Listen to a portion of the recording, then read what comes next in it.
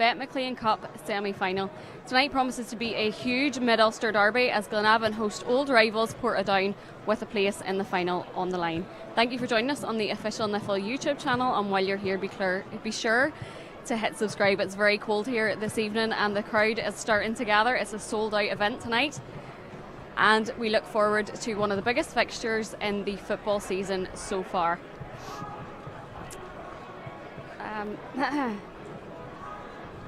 If you're new to this fixture, here is a taste of what you can receive tonight with one of the biggest rivalries in Irish League football.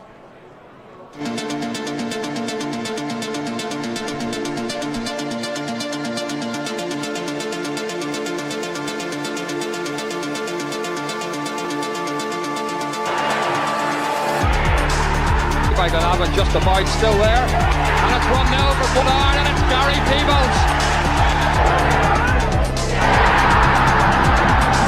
Here goes Canlis, and it's one apiece. Still, McBride's made a run to the far post, and it's 4-3. Stevie McBride.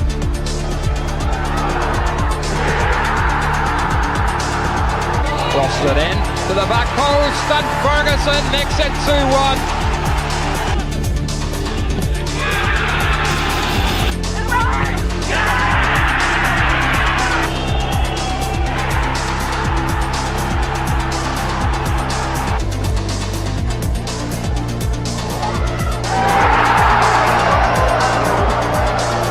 To Kennedy, he makes it 2-0.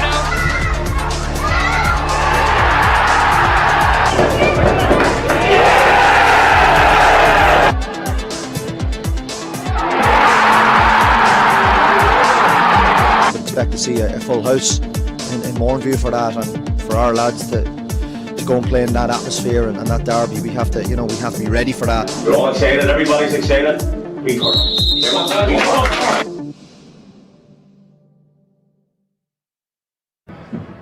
Tonight promises to be a very close encounter, with Glenavon recently breaking into the top half of the Premiership and the Ports flying high for their bid for promotion from the Championship. I caught up with boss Stephen McDonnell earlier this evening to gather his thoughts ahead of tonight's game and his first Mid-Ulster derby in charge.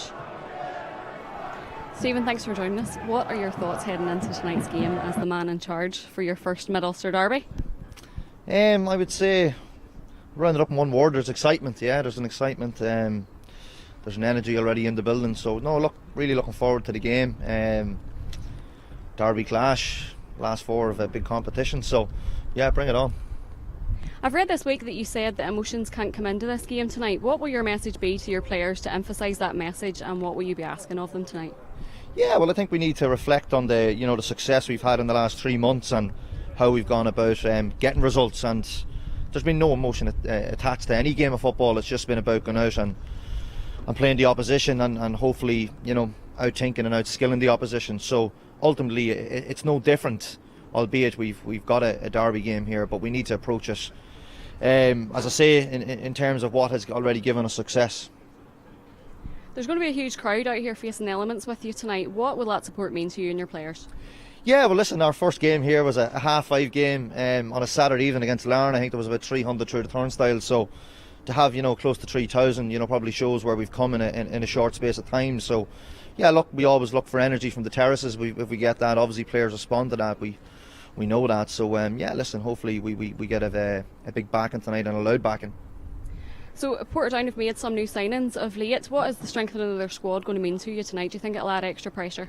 Yeah, I'm not sure how if too many of them can play or not, because I think a number of them are cup tied. So it leaves it a little bit tricky, because we've watched them in the last number of games where they have been involved, and they've been very, very efficient in their 2 results away to Carrick and Harlem Wolf Welders. So as I said, it juggles our planning a little bit, but look, for us it's all about what we do, and we also have a number of new bodies in the building. So yeah, so we're also trying to get them to adapt to our style. How's the season been for you so far as the man in charge here? Yeah, it's been brilliant. Listen, I've enjoyed it, thoroughly enjoyed it from the moment I come in the door, and it still remains that same way. I haven't gained too many grey hairs, so that would suggest it's going quite well. And just what would getting into the final mean to you tonight? Look, I think it'd be massive. you know, for our group of players, from where they first were when we first came in, they were a fragile group. So for them and the confidence that they now have, obviously the backing from the club now as well, you know, we're starting to see a lot of people come back through the gates, and obviously the board of directors are putting their faith in me and obviously giving us the opportunity to go and strengthen. So for a collective, I think it would be huge for a football club. I think it would put us genuinely back on the map, with the opportunity to go and potentially win a prestigious competition. Stephen, thank you very much for joining us. No problem, thank thanks. you. Now let's hear from the Portadown camp. The last time the Ports won the competition was in 2009 when they were also in the championship. Could that be a sign of things to come for this evening? We're just going to have to wait and see. I spoke with boss Niall Curry earlier on this evening, and here is what he had to say ahead of tonight's game. Niall, thank you for joining us. Could we just gather your thoughts ahead of tonight's game? Yeah, I think everybody's excited. You know, it's you know, special occasion, obviously, with the Mid-Ulster Derby and stuff like that. But I would say also that, you know, these opportunities don't come around too often. So I've said to the boys to go out and enjoy themselves, and that's hopefully what we'll do tonight. You know, there's no pressure on us. We're the underdogs. They should be beating us if everybody's living in the real world. So we'll see what happens. Just on that note, what has the mood been like in the Portadown camp in the lead up to this game?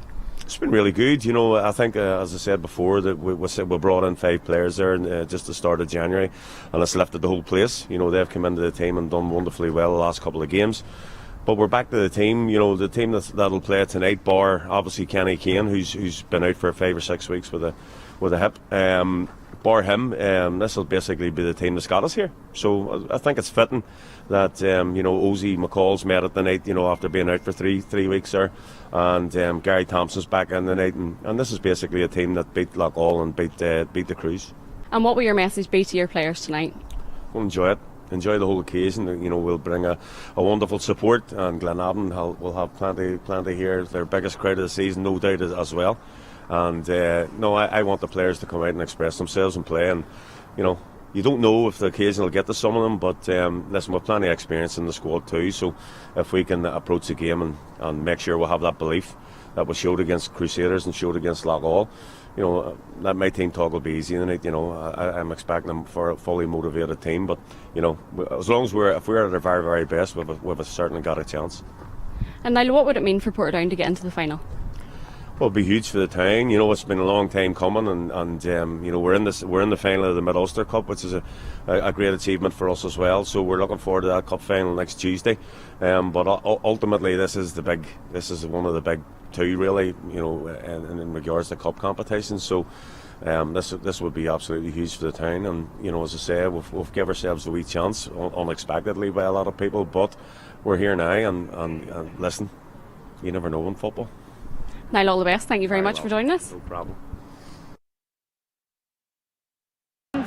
Determined form going into tonight's game, which kicks off very shortly. But before that, I am joined by former Glenavon and Portadown midfielder Darren Murphy. Darren, thank you very much for joining me. Tell me, what can fans expect from tonight's game? I think the fans will expect two teams that will be wholehearted. Both sets of players will want to win this game. It's been a long time coming, a Mid-Ulster Derby with a lot of importance in it. Obviously both teams will want to go out and perform and get a place into the final. And Darren, tell me, how big has the BetMcLean Cup final become for both sides to be involved in? The BetMcLean Cup final has become massive over the past few seasons. You know, Niff will need to take a lot of credit in that as well. Moving the game to Sunday has been fantastic. You've seen the response from the supporters coming out for the final. It's certainly a big carrot for both Glenavon and Portadown, and obviously the other semi-final you have Dungannon and Linfield as well. So all four sides will really want to get themselves into that final, because it's become a really, I would say, a fixture that now players are starting to really look forward to, and supporters to be involved in. Who would you say the players to watch will be tonight from both sides? I think when you look at both sets of players, Glenavon, maybe you look at Niall Quinn and Callum Burney, who have that experience of, obviously, you know, Niall has won the competition where Linfield before. You go into the Portadown panel, they have a few more players that have actually won the competition. You have the likes of Gary Thompson, that's won it for Ballymena, Aaron Traynor has won it for Coleraine, and then you have the two boys in Dougie Wilson and Ryan Mays, who won it with Dungannon in 2018. So there is experience out there. So for me, it'll be whichever group of players settle first in front of a big crowd who gain the momentum that maybe will go on to win the game. And what do you think the message will be from both managers in those dressing rooms this evening? Both managers will probably say, you know, play ice in your veins. That's what you need in a day like this, because the players will come out here, they'll be pumped up. You don't want to make any rash decisions early on. You want to try and keep 11v11 on the field, and then once the game settles down, it's starting to show your quality. I'm really looking forward to the game. Portadown and Glenavon have both sort of come in it in reasonable form. Being a local boy myself, I can't wait to see the action take place, and may the best team win. Darren, thank you very much.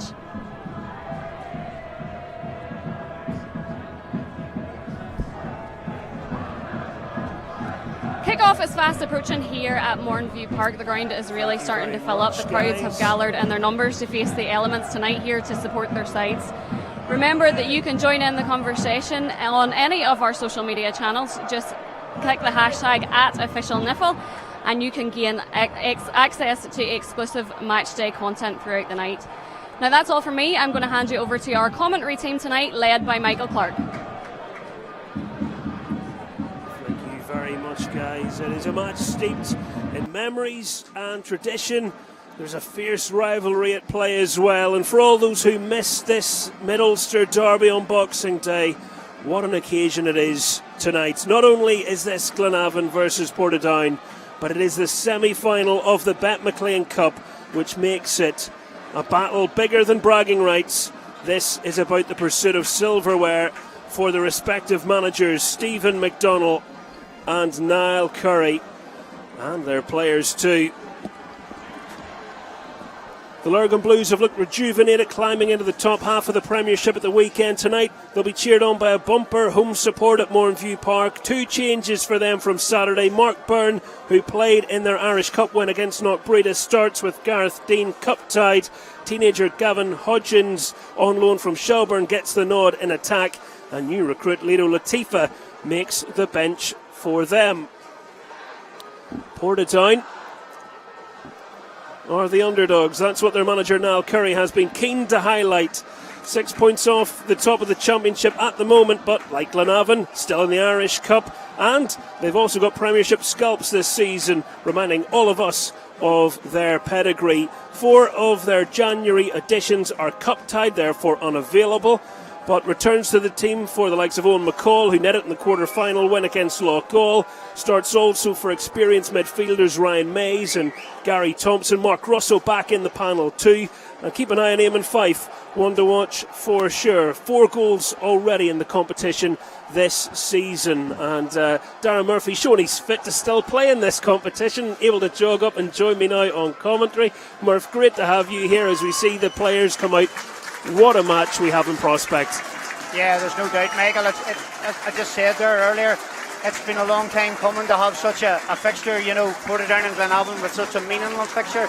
Obviously the winner of this goes on to the BetMcLean final. I'm really looking forward to it. Both sets of players have sort of haven't maybe experienced this before. Some of them might, a lot of them won't have, so it'll be really interesting to see which team settles first. On occasions like this, how much do you lean on those experienced players? How vital are they for managers? I think they're hugely vital. You look at Glenavon's experienced players, you look at the likes of Callum Burney, who obviously is at Glentoran, and Niall Quinn, who's at Linfield.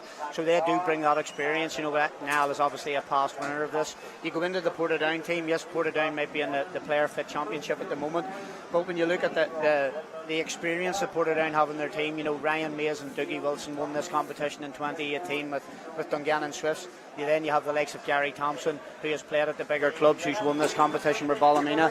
And then you have Aaron Traynor, who has also won the competition at Coleraine, so they can draw on them experiences and maybe pass that on to the players that haven't. So this should be a really interesting tie. We'd wondered whether it be on at one stage, but you can see the pitch is in great condition considering the elements that we've been treated to, and we hope the match lives up to all the build-up and expectation. This is all people have been talking about since the draw. It means so much. It means so much to this area. I'm a local boy. I'm from Portadown. I was born in Portadown, so I am a local boy. Obviously, I was fortunate enough to play for both teams, so I do know what the fixture means to the supporters. It's been a long time for one of the sets of fans to have bragging rights, as they talk about. So tomorrow morning will be interesting work. There's no doubt about that. Just wondering which team wins. It'll be definitely interesting. Well, Portadown had some of the young players doubling up as mascots. They're getting the crowd riled up. We are in with the Portadown supporters who are on their feet applauding them, and as you can see, people still filing into their seats in the home stand. Comfortably over 2,000 people in Mournview Park, Darren. Yeah, look, it's great. You know, there's been a lot of talk about attendances and stuff like that, and people talk about Glenavon and the crowd, you know, maybe not turning back up since Stephen has obviously took the job.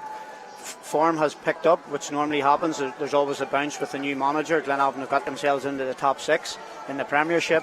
Portadown had a very good win on Saturday away to Horn and Wolf Welders after maybe 5 games on the road without a win in the Players' Fit Championship. So both teams come into this fixture after good results at the weekend, so it'll be interesting to see who just really starts hitting the ground running. So many variables, and they say it all goes out the window in cup football. Let's see what that might look like. Our man in the middle, the referee, is Christopher Morrison. His assistants are Brian Wilson and Shane Geary. The fourth official for this one is Tony Clark. They'll be hoping that we're not doing too much talking about them at all, and that the 22 men on the pitch representing Glenavon and Portadown are the ones drawing all the attention. On paper, Premiership versus Championship, but how often do we say football match is not played on paper? Portadown with Premiership ambitions, and they want to be back there soon. And it's a feisty start, which I think we would have had an idea that might be the case. No doubt, Michael. It was always going to be the first 5-10 minutes of this fixture are certainly going to be, there might be the odd late challenge. Both sets of players will want to show that the big turnout here tonight that they're committed. Well, it is Glenavon who have the first chance to test the opposing keeper. Touré's low delivery dealt with by the visitors. McDonald's side going all the way back to their keeper in Mark Byrne. With the new faces at Mournview Park, Byrne being one of them. It does mean there's plenty of competition at the moment. Byrne will be keen to show that he should be the first choice goalkeeper, with Gareth Dean nipping at his heels as well. Yeah, it was a really strange window when you look at Coleraine and Glenavon swapping goalkeepers. It's not too often you see that, Michael. Again, Gareth brings a wealth of experience, but obviously he's cup tied. It gives young Mark Byrne an opportunity. I'm sure it's one he'll want to grasp with both hands. No stranger to the Niffle Premiership, of course, having previously played under manager Stephen McDonnell at Warrenpoint Town.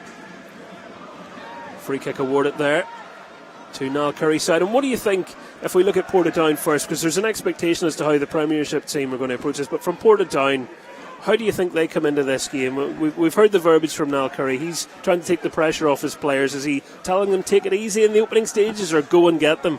I think Niall's maybe trying to play a wee bit of cat and mouse, isn't he? When you look at Portadown's starting 11 and you look at the Premiership experience in it, there might be a Championship team on paper and where they are at the moment in the league and the Player Fit Championship, but they certainly have Premiership players on the pitch here this evening, Michael. When you look right through their team, 1 to 11, they all have Premiership experience. You even look at Mark Russell, who's obviously League of Ireland experience as well. So, you know, Niall, yes, has tried to play it down, but deep down Niall will definitely, fancy the chances here. When you look at Portadown's record so far in the BetMcLean Cup, it's been very, very good. Wilson winning the header and helped on there by the one new recruit who is able to play for Portadown, that's Zach Barr, because he was injured and missed Newington's cup action. Top scorer in the Championship, Zach Barr. Good header there by Lee Chapman. Fife trying to get turned, and it was quickly moved back to the keeper by Wallace.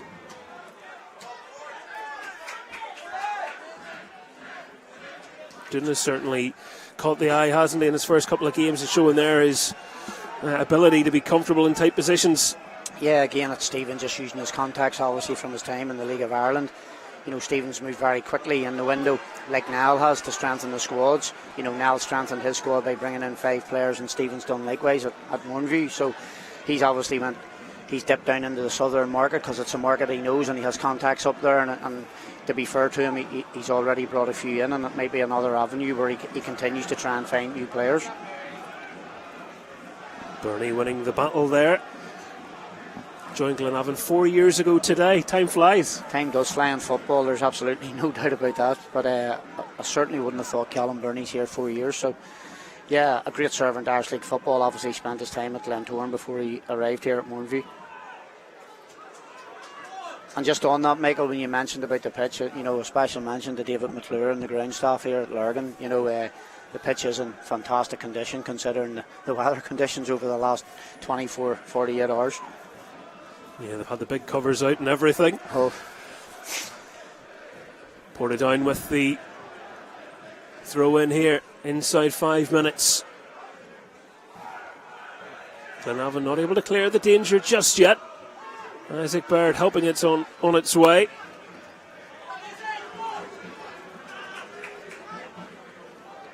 Hodgins all the way back. Moving it to Wallace, and Snoddy playing it through. Malone making a run through the middle, but instead the pass was intended for Hodgins, and the pass didn't reach him, but it's pulled back for the foul there as the ball was played by Peter Campbell. Just think Aaron Trainer's just letting him know you're not going to have much space here this evening, Peter. Well, that will be one of the many intriguing battles. Peter Campbell does cause problems for fullbacks on a regular basis. Well, nothing wrong with the challenge from McCall, but the little nibble that went in from his teammate just before that, the infringement that caught the attention of the referee. Maybe just a bit of a concern for Niall. I know we're only 6 minutes in, but that's the third free kick they've given away, 25, 30 yards from goal. I know it's out near the touchline, but it's still, giving away set pieces early on. It's going to be taken by Niall Quinn. The offside flag was up there, still well defended by Eamon Fife. Couldn't take any risks on that flag not coming up. No, certainly not. And again, we go back to it. Quinney has a great left peg, and obviously down the years at Linfield, he set up many a goal from a corner and a free kick. So again, it's just something Niall and his team just need to be wary of. I know you want to be aggressive and you make a stomp on it, but you don't want to give away too many fouls too early on. Aaron Hogg, who has forced his way back into the team. We'll talk about competition for the number 1 spot at Glenavon. It appears to be the case as well at Portadown. Yeah, obviously Hoggy started in goals at the start of the season. He had a dip in form. Gareth Buchanan came in and did very, very well, and Niall stayed loyal to him. Now Hoggy's got back in, and again, Niall is very much old school in his managerial ways. If you get in and you do well, you keep the jersey, and that's the way Niall operates, and I think all the players appreciate that. Well, opinions being offered there from the Portadown dugout. Don't think it's the last time I'll say that tonight somehow. It certainly won't be a quiet dugout. No, when people ask what do fourth officials do, put up with quite a bit sometimes. Ball scooped forwards there initially by Trainer. Fife. Well, they moved it well, but the challenge from Bird right in front of the referee is going to bring about the game's latest free kick. It'll just be interesting to see how long Chris lets it go. Again, it's a nothing challenge, but to be fair to young Isaac Bird, it's a good challenge, because if Gary's able to get his head lifted and get the ball out wide here around Mays, it might cause Glenavon a few problems, so it's a good foul. Still only 19 years of age, Isaac Bird. He has got a serious amount of game time over the last couple of seasons, which tells you how highly rated he is. Yeah, again, I actually think he came from Portadown. He did, you're right. Yeah, and I know at the time, there was a lot of talk around Portadown. They were really disappointed that they lost him. It was a good bit of business by Gary Hamilton, who was then the Glenavon manager, and Isaac's come in and settled really well. And as you say, has got a lot of game time. And even with all the new signings, has still cemented a place in the team. Fife went with his arms up there, which I think officials are always going to punish.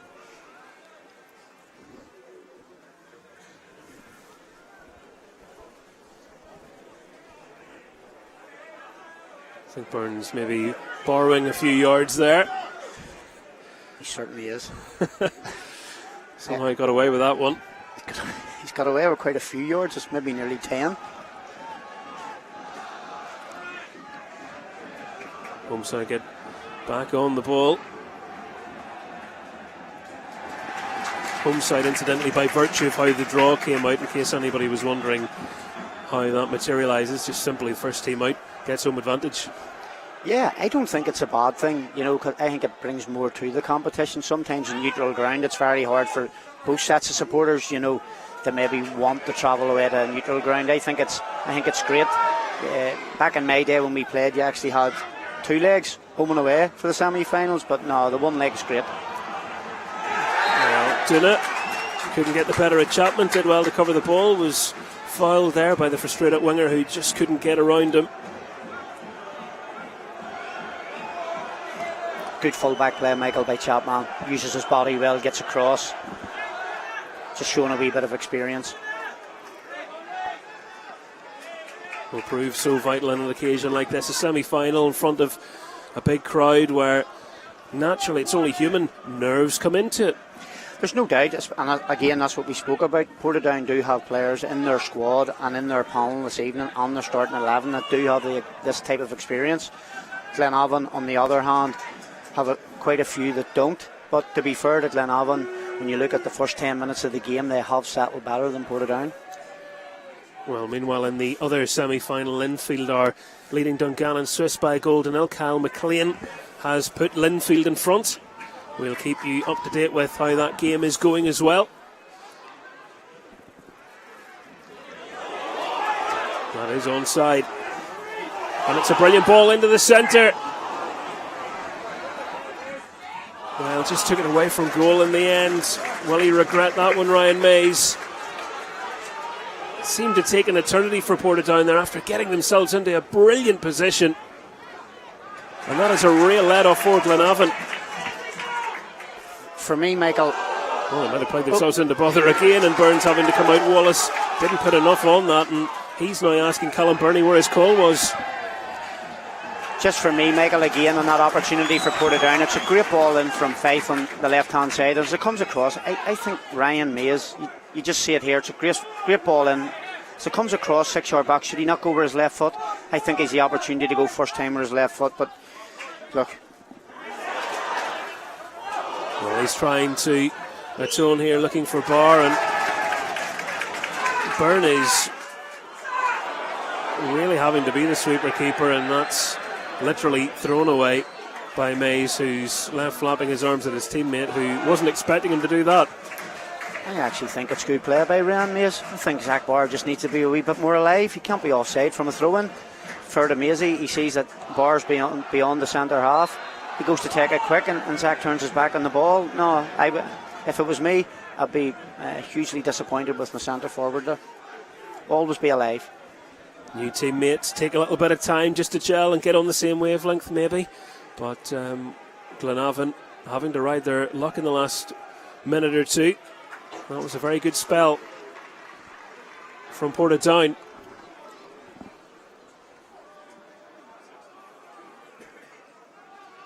Snoddy moving it back to Baird.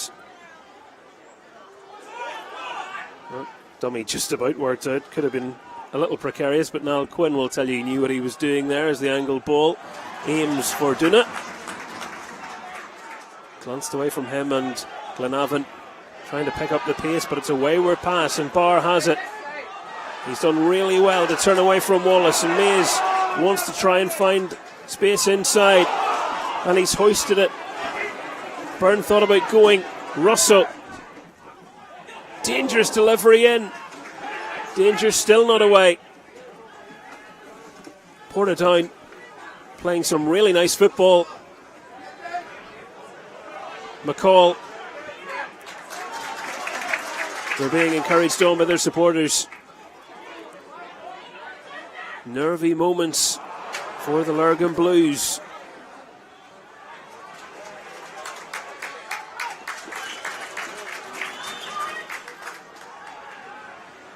Hogg had more time than that. Good wee spell there by Portadown, Michael. Certainly was. Food for thought if you're Glenavon. Chris Morrison's going to want a word here.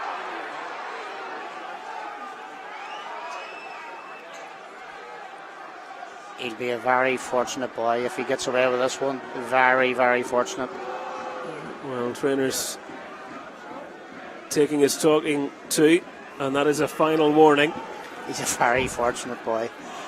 I can understand Stephen's frustration and Simon Kelly's frustration on the Glenavon touchline, because Peter Campbell has cut inside. He's driving towards the goal. It's just a deliberate trip by Arm Trainer. Hoisted in by Duna. Wallace was climbing but could never steer it between the posts. It is something that they have been hurt with during the season, isn't it? Those aerial deliveries in set pieces have been problematic at times for Portadown, but they did a good job on that one. Yeah, and it surprises me when you look at the size of the Portadown team, and you look at the likes of Zach Barr, and you look at Dougie Wilson, Gary Thompson, Luke Wilson, Arn Trainer, all good headers of the ball. Even Arn Hogg, the goalkeeper, 6 foot plus. It's obviously somebody's just not taking charge in there.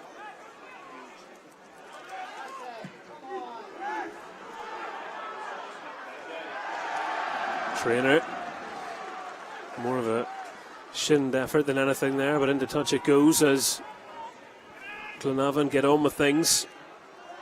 They haven't been able to test Aaron Hogg too much. Their keeper might be called into action again in a moment. Portadown with the red shirts pouring forwards. Options in the centre if they can get the cross in. Russell does well to earn his team a throw in after being boxed into a corner. I'm unsure what Glenavon were appealing about. I thought it was just good play from Portadown. I just thought Matthew Snoddy gives the ball away in the edge of the 18-yard box, and Portadown then break their pace. Mays took a little deflection there. That's going to be a corner.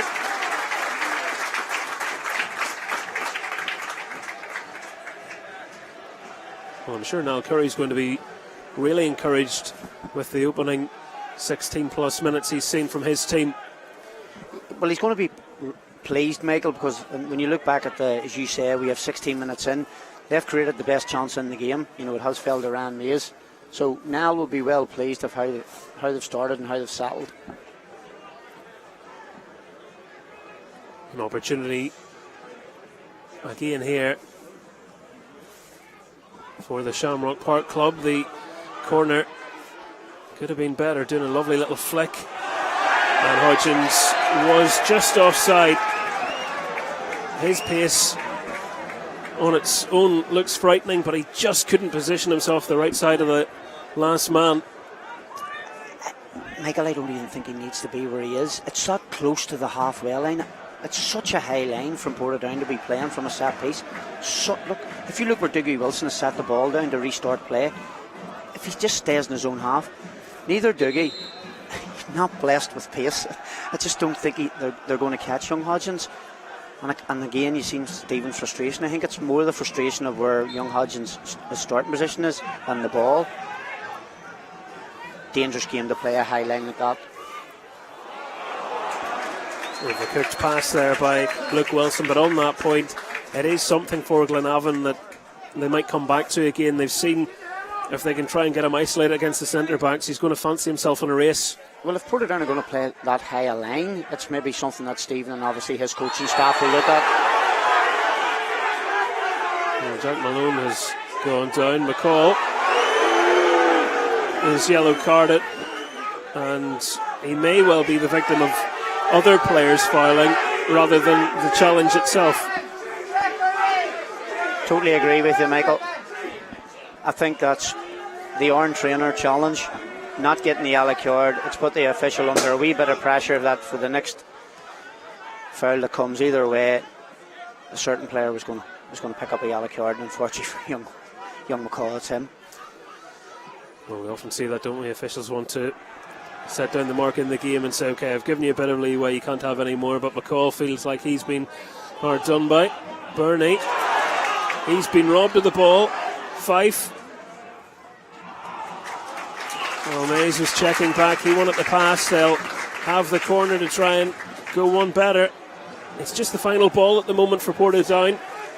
It is, that's what'll frustrate Niall and his coaching staff. They're getting into really good areas, and as you say, it's just that final pass in the final third. Aaron Trainer is standing on the goal line at the moment. Snoddy's gone in alongside him as they try and jostle, and answers on a postcard. That is quite an underwhelming corner. That's their third corner, and that one has beat the front man. Ryan Mays immediately doing what everybody does in that instance, and you check the bottom of your boots, don't you? There's an excuse here somewhere. Well, it's certainly not in this pitch. You know, when you look at it, I think that's just poor technique from Ryan. Toure. Burney.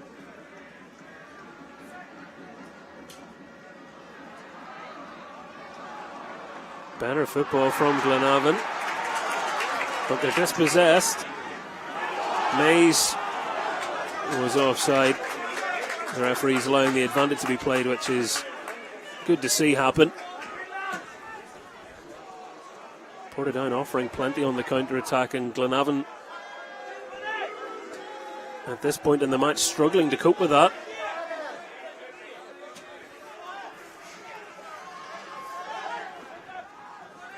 I wonder what Stephen McDonald's thinking. We talk about players and their experience. This is his first Mid-Ulster derby too. Yeah, I listened a lot to Stephen this week, and he was trying to talk it down and talk down the game and stuff like that. And it's a very hard thing to do, you know, because it is such a passionate game between the supporters. No doubt Stephen will have had nerves himself, you know, because again, we've spoke about it, Michael, me and you spoke about it off air, we spoke about it on air. It's such a big fixture. You know, it's been a long time from these two have been competing at this level for such an important game, you know, so there will be that tension, and even though Niall's experienced the Mid-Ulster Derby before, he will have a wee bit of nerves about him as well. Well, Quinn is standing alongside Duna. It's Duna that takes it.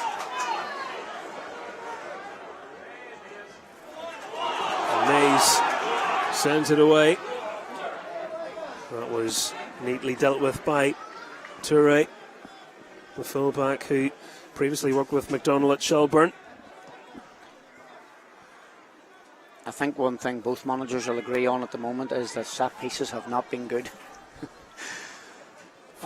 Fair comment.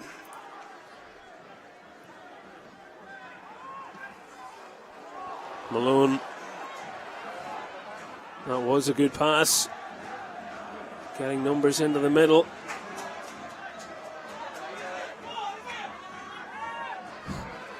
Chris Morrison having to limbo out of the way. And Ryan Mays with the challenge, which was just a little clumsy. There's no contact made, and I think it'll be a warning from the referee. It's the studs down motion that is going to, you know, officials are going to want to stamp that out, pardon the pun. Michael, he's a lucky boy.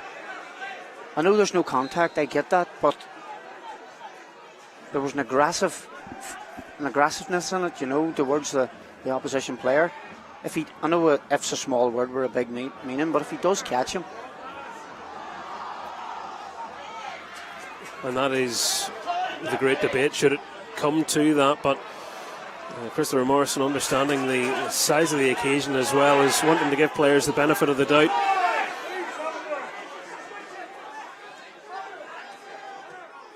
Mays, Chapman, Glenavon with plenty of players back.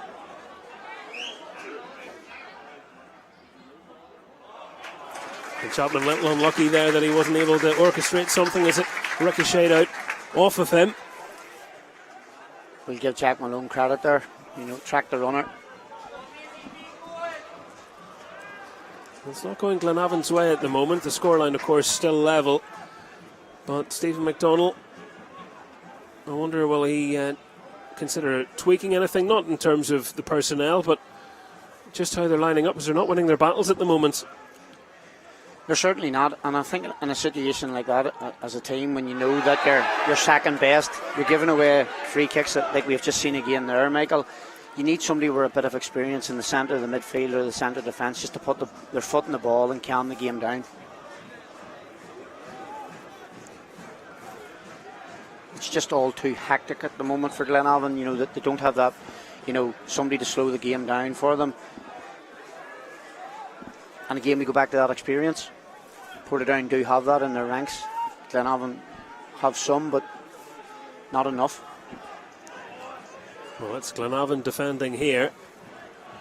And it comes from Mays. Quinn gave the call. Wallace was able to leave it for him. And away by Toure. Campbell.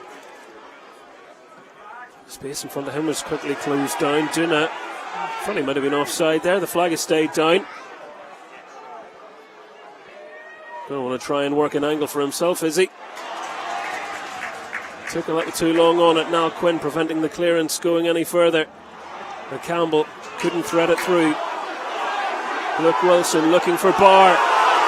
And Barr is in on goal. And it's just wide of the post.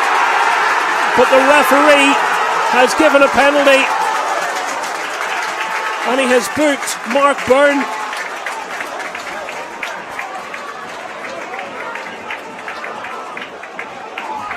Your thoughts on that, Darren? He definitely gets to the ball before the goalkeeper gets to him. Now, the keeper does make a foul after that. The keeper does go through on Zach Barr. Does he impede him from getting a shot off? I'm not 100% sure he impedes him to get a shot off. He does. He gets there first. Barr gets there first. If you watch it again here, Michael, he definitely gets there first. I'm not sure. Well, it's certainly a talking point. The striker gets the shot off. It doesn't impact him until afterwards. And Portadown have a penalty from it. The Glenavon goalkeeper has been booked. He feels very hard done by. Maybe what Chris is looking at from it, just to give him, not that I'm trying to give him a way out, but he's maybe looking at it and thinking, does the centre forward see the goalkeeper coming? So does he take his eye off the ball just before the challenge is made? End of the day, he's the man in the middle, Michael. He certainly is. Ryan Mays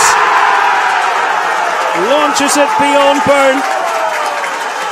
The keeper fully stretched, couldn't keep it out.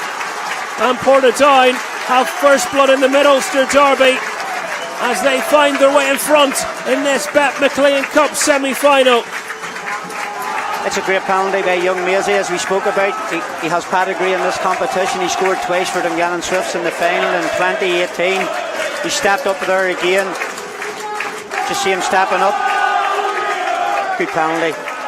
And nothing more than Portadown deserve. The last 10 minutes of the game, Michael, we have spoke about how well they've settled and how much on top they've been. An excellent penalty from Ryan Mays. As the Portadown fans singing, and Glenavon's players were having a word with the referee after that.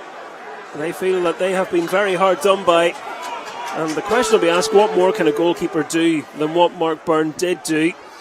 But no amount of debate at this point will change the fact the penalty was given and it's been converted. What Glenavon players need to do now very quickly is get that decision out of their head. As you say, Michael, there's absolutely nothing that can be done about it now. Yeah, you maybe feel aggrieved, of course, but you just have to now put that decision to the back of your mind and move on. All they can do is control what happens now. They can't control what's happened before. So I can understand their frustrations. I can understand Stephen's frustrations on the sideline as well. But then again, that's football. Yeah. I listened to Paul Lehman as well speaking, I think it was actually with yourself. He was chatting about VAR. When you see things like that, you can understand why VAR's in, but I'm a bit like Paul. It's great, it happens. You get on with it. That's football.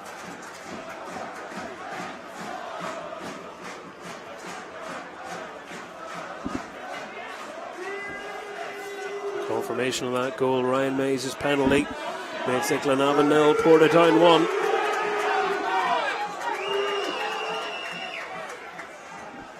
As Glenavon try and reset themselves.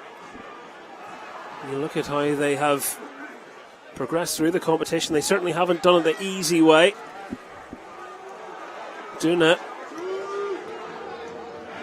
Blocked by Chapman. And again.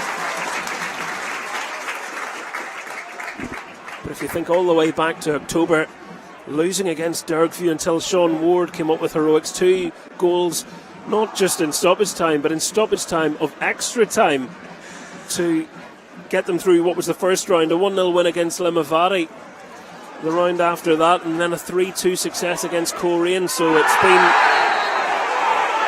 pretty exciting stuff from Glenavon as we see Snoddy booked for what the referee deems to be an overzealous challenge. He's leading. He's certainly leading with the studs. Matthew's trying to say he had his foot in the ground. He certainly did not. Just on that Limavady game as well, Glenavon went up there one Tuesday night and the game was called off. That's right. So they had to go there twice. So it's been an eventful cup run so far for Glenavon, as you say, Michael.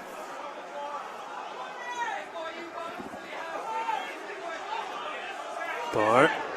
Well, that goal will have only helped Portadown's confidence. Bear doing extremely well, getting the ball away from Thompson. And Ports, their journey has seen them put 4 goals past Cook United in a 4-1 win. They knocked out Crusaders, of course, in November, beating them 2-1. And then in the last round, that 2-0 success against Loughgall.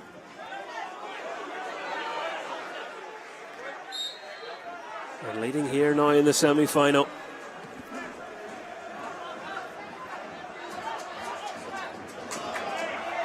Chapman. Thompson. In the touch, onto the roof it goes. I doubt the ball boy will find that one. But again, we spoke about it. Portadown have settled the batter. That experience in their ranks has helped them settle the batter so far.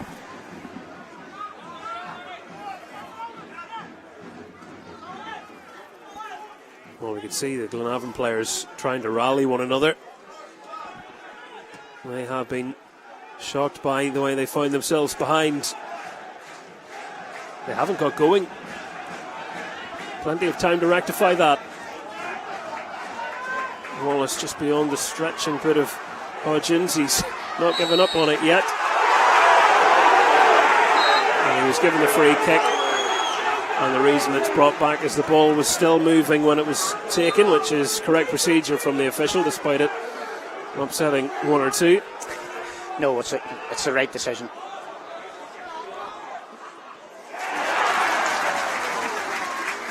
Kinetic challenge. Malone beaten to the ball there by Thompson. The Glenavon sets a player need to give their supporters something to get back on side. You know, the supporters are very quiet here and there's a big turnout of Glenavon fans. Well, Bernie got his head on that and everybody having a wild swing at it. Away it comes. Bar to Mays, and out now wide it goes as they can come forward with Russell. Mays has it, Fife's in the middle, he's beckoning for the ball. It did appear to hit an arm, but certainly that would have been cruel if it had been given. The player had no idea where the ball was when it came up and hit him in the arm. And just like any challenge in front of a home dugout, it elicits a response, and it's brought about a yellow card as well here. That's that challenge again from Matthew Snoddy. It's definitely a yellow card. There's no question about that.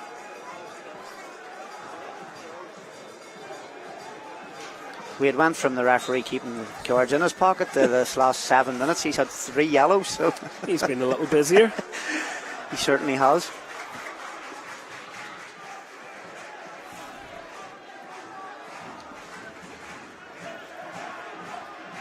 Burney.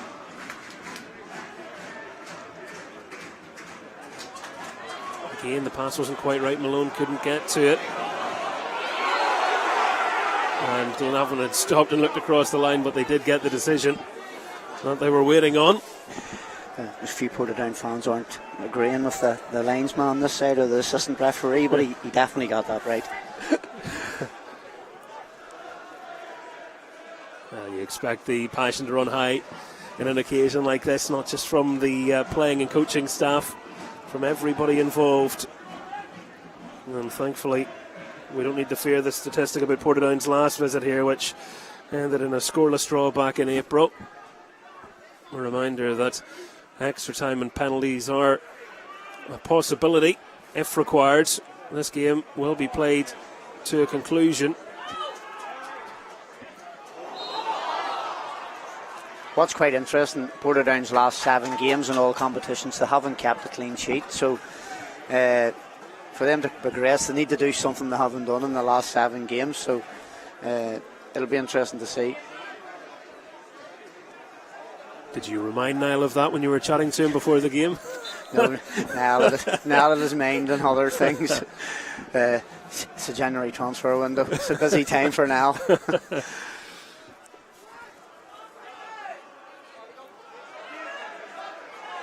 Where is it? There it is. Barr. Slightly scuffed it, but it nearly turned into something. Thompson. Hodgins, he's been feeding off scraps so far. He needs better supply, doesn't he? He does. The young boy's isolated at the moment. The midfield 3 and Snoddy, Bird and Malone aren't getting close enough to him. And when he does get that opportunity to get on the ball and try and hold it up, distance between him and his midfield 3, trying to connect with him, is too far. And at the moment it is easy for the 2 Wilsons, Dougie and Luke. Well, Glenavon, 2 times finalists in this competition, have won it once. That was 34 years ago. They are behind at the moment to the team who have been to twice as many finals and won it twice as many times. And I'm sure the Portadown fans will let the Glenavon fans know that. In rivalries like this, you will look for every single statistic you can in your favour.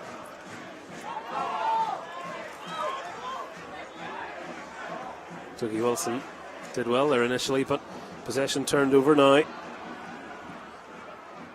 Campbell working it wide and offering himself short. It hasn't gone to him, it's instead gone to Toure. Portadown have enough players there, and Thompson rather nonchalantly says, "I'll handle this," and gets it back to his keeper. Experience. Been a couple of times when the ball's gone in, though. Portadown have had enough players and a delay, and it would make them a little nervous, you would think. And that's where that experience does come in. Someone just to say, "Let me deal with it." Correct. Here again, Gary Thompson just taking total control of the situation. Has probably called his name long before the ball has just come in to say, "Look, I'll deal with this."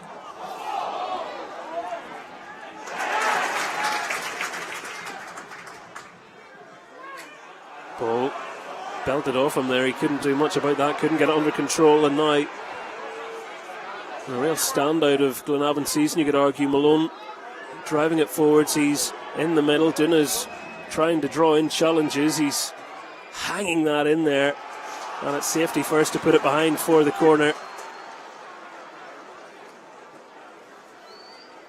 Let's just give the Glenavon fans behind that goal a wee bit of a lift.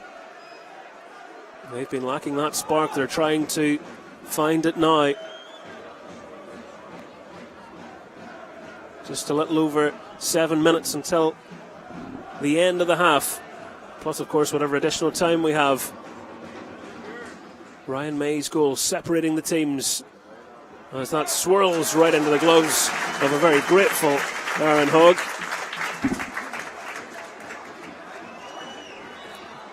And we're going to have a stoppage here. I think there was Chapman, I think, Michael, has just went down inside. No, it's not. It's Zach Barr, I think. Zach Barr. Yeah, he's just taking a little bit of a bump there, so safety first from the officials. And during this stoppage, players will go over and take on refreshments, a few instructions as well. Niall Curry and his coaching staff quick to offer their thoughts to the players. I'm sure at this stage in the game it's just encouragement, isn't it? If you're Niall, it's certainly nothing else. It's more of the same. You know, outside the first 10 minutes where Glenavon settled really well, Portadown got that chance through Ryan Mays, and from that chance the game changed. It gave Portadown momentum. They started to win first ball, started to win second ball, started to win corners, free kicks, and started to put Glenavon under serious pressure, and then got that goal. Stephen needs a spark. Well, at the moment, his half-time team talk is potentially the livelier of the two, but we still have over 5 minutes remaining in the first half. A lot can change in that space of time. The applause you're hearing is Zach Barr, who just got the pass wrong there, coming back onto the pitch, doing it, cutting a frustrated figure, and he's not the only one in blue feeling that way at the moment. He's certainly not. Again, he's isolated himself. It's been hard for Quinney to get up from left back and support him, because Portadown have played very high. Their front three have played very high to try and keep the Glenavon back four in. Baird, well, doing it, just dropping back there. You can see he wants the pass.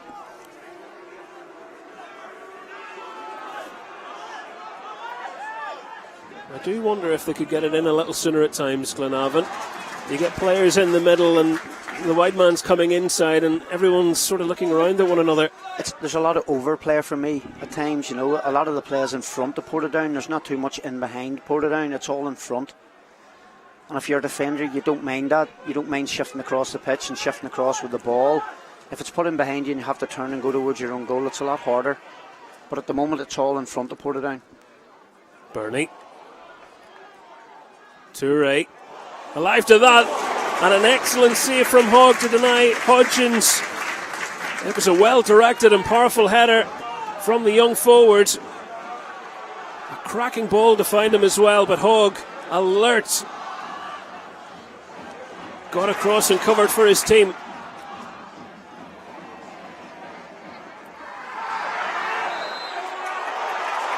Decision's gone against Glenavon there, who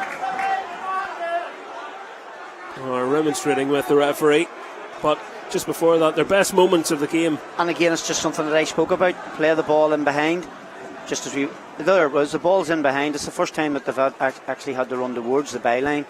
Great ball in by Toure, good header by young Hodgins, good save. As we're just watching Maisie lying here on the... Well, I'm not sure if Aaron Hogg's reminding them that if you're going to lie down on the pitch, so we don't have to play on without you. He's back in the picture.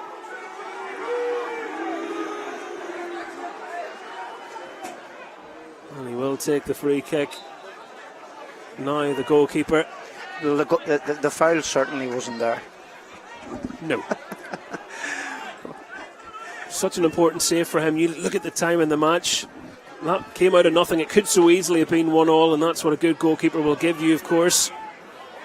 When called upon, they do their job as Barr tries to bend one. Didn't quite get the purchase he was hoping for. Yeah, as you say, you know, Aaron Hogg has been virtually unused. He's had very little to do. He's to take a couple of routine corners. So his concentration levels were very, very good there. As you say, in the 41st minute, he's called upon and he makes a good save, good reaction save. And Barr judged to have remained onside there when the ball was played. Portadown keeping the ball. Toure trying to stop Russell going anywhere. He's managed that. He's earned the throw in. And back it goes to the keeper. Glenavon looking for a strong finish to this first half. Portadown continuing to win their battles. Winning too many. That'll be Stephen's message at half time if it stays this way. Portadown have won more of the battles than Glenavon have won over the course of the first 43 minutes. There's no question about that. Well, it's Steve McDonald's team that have the free kick now.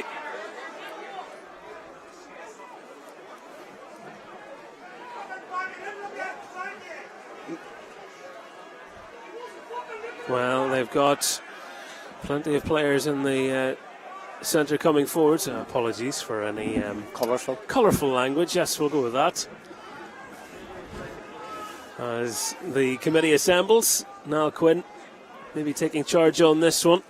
Hodgins, naturally, as you would expect, is in there. Bernie's being tightly marshalled as well. And Baird has a bit of a height advantage against his marker. And Quinn dropping it into the 6-yard box, and nobody had run into the 6-yard box. Again, the distribution, the set pieces have been awful from both sets of players. Really, really poor. And it's something that both teams are renowned for.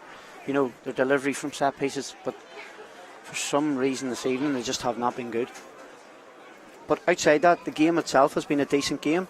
You know, to be fair, both teams, Glenavon, are trying to get back into it, but Portadown just have the upper hand at the moment. Well, a tense cup battle between two fierce rivals. What else would you expect in many ways? A little bit of needle in the game. Talking points. Par for the course when it's Glenavon and Portadown. Certainly par for the course in the Mid-Ulster Derby, there's no doubt about that. Again, we were speaking about it, Michael, we need a strong provincial team, you know, outside the city. Coleraine, Ballymena, Glenavon, Portadown, big provincial clubs. Ball with Quinn. 2 additional minutes signalled by the fourth official. Into those now. Toure somehow squirmed that ball through, and Snoddy can move it out. This is more like it from Glenavon. Wilson got his head on that. They're not out of it yet, and the header on once again is Hodgins. He just couldn't direct it to force Aaron Hogg into a save. To give you credit, Michael, you said 5-10 minutes ago Glenavon need to put more ball in the box. Their 2 best opportunities have come from 2 cross balls into the 18-yard box, and again this young Hodgins has gotten the end of both of them. I think I'll leave the coaching and the management to you, Darren. No. I don't know if I'm cut out for that sort of stress in my life. Well, you called it right. Thank you. Had to happen eventually. As Campbell just couldn't quite get his foot on that. I do wonder if there's, you know, something in the recent home form for Glenavon. Failed to win their last 4 home games, losing 3 Ballymena, Crusaders, Linfield. They started December with a draw against Coleraine as well, having previously done okay here. You know, they're behind again, and just silly things that get into your head. Yeah, but you would like to think this group of players have changed that mentality, because Stephen has come in, they've got under a really good run, they've got themselves up into the top 6 in the Premiership, so you'd like to think that mentality has left them, you know, that doubt playing at home. But as you say, their recent record has not been good. But again, when you flip it the other way, Portadown's away form has not been good. Up until Saturday, they hadn't won on 5 away trips. Teed up for Mays. You know that they hadn't won on 5 away trips. No, it is a very good point, but they are winning here, and they will be feeling very pleased with what they have been able to produce after a first half in which Ryan Mays has fired them in front. A big 45 minutes coming up in this derby, in this semi-final. It's a massive team talk for Stephen. There's no doubt about that, being 1-0 down in the semi-final. Niall just has to go in and sort of say to his players, more of the same please, go back out, do the same things, be first to the first ball, first to the second ball like you have been, keep trying to put Glenavon under pressure. Stephen needs a response, he needs a spark, he needs to come out and be really lively in the second half. And we can see a sign there in the corner of the homestand saying get well soon to Twin, and that is a message echoed by I think every supporter in the ground, and that is for a massive Glenavon fan, David Larmer, who is watching the game. He's in hospital at the moment, and we're wishing him the very best. He is a part of the Glenavon Supporters Club, the Spirit of 2014, and they have that banner for him tonight. And the Eden Reds and Spirit of 2014 run a joint fundraiser in the run-up to the game to try and look after him. So great to see that both sets of fans coming together to look after a supporter, and that is one of the great things we do love about this league. Is, you know, we talk about the rivalry, but when someone needs help, people come together. Yeah, they certainly do. They do it right across Northern Ireland. There's absolutely no doubt about that. You've seen that lots of times, you know, where lots of people, you know, that are unfortunately unwell. And as I say, it's lovely to see both Portadown and Glenavon coming together for young David Lorimer, and obviously he's watching the game and hopefully watching the game. Yes, well, let's look at some of the big talking points from this first half, and certainly this is one of them. This challenge has brought about the penalty decision. Barr got a shot away, and the keeper sliding through catches the striker. The referee says penalty. It might be very hard for me to give an honest opinion sitting where I'm sitting. I think, personally, I don't think it's a penalty kick. The reason I don't feel it's a penalty kick is because Zach Barr has got there. He's got there first. He's got a really good touch on the ball. He's been able to force it past the goalkeeper, and there's been no impeding from the goalkeeper until after the ball has left his foot. If we just watch it again here, Michael, you can see quite clearly he tucks it underneath the goalkeeper's body. Now, if that's on target, that quite comfortably rolls into the goal.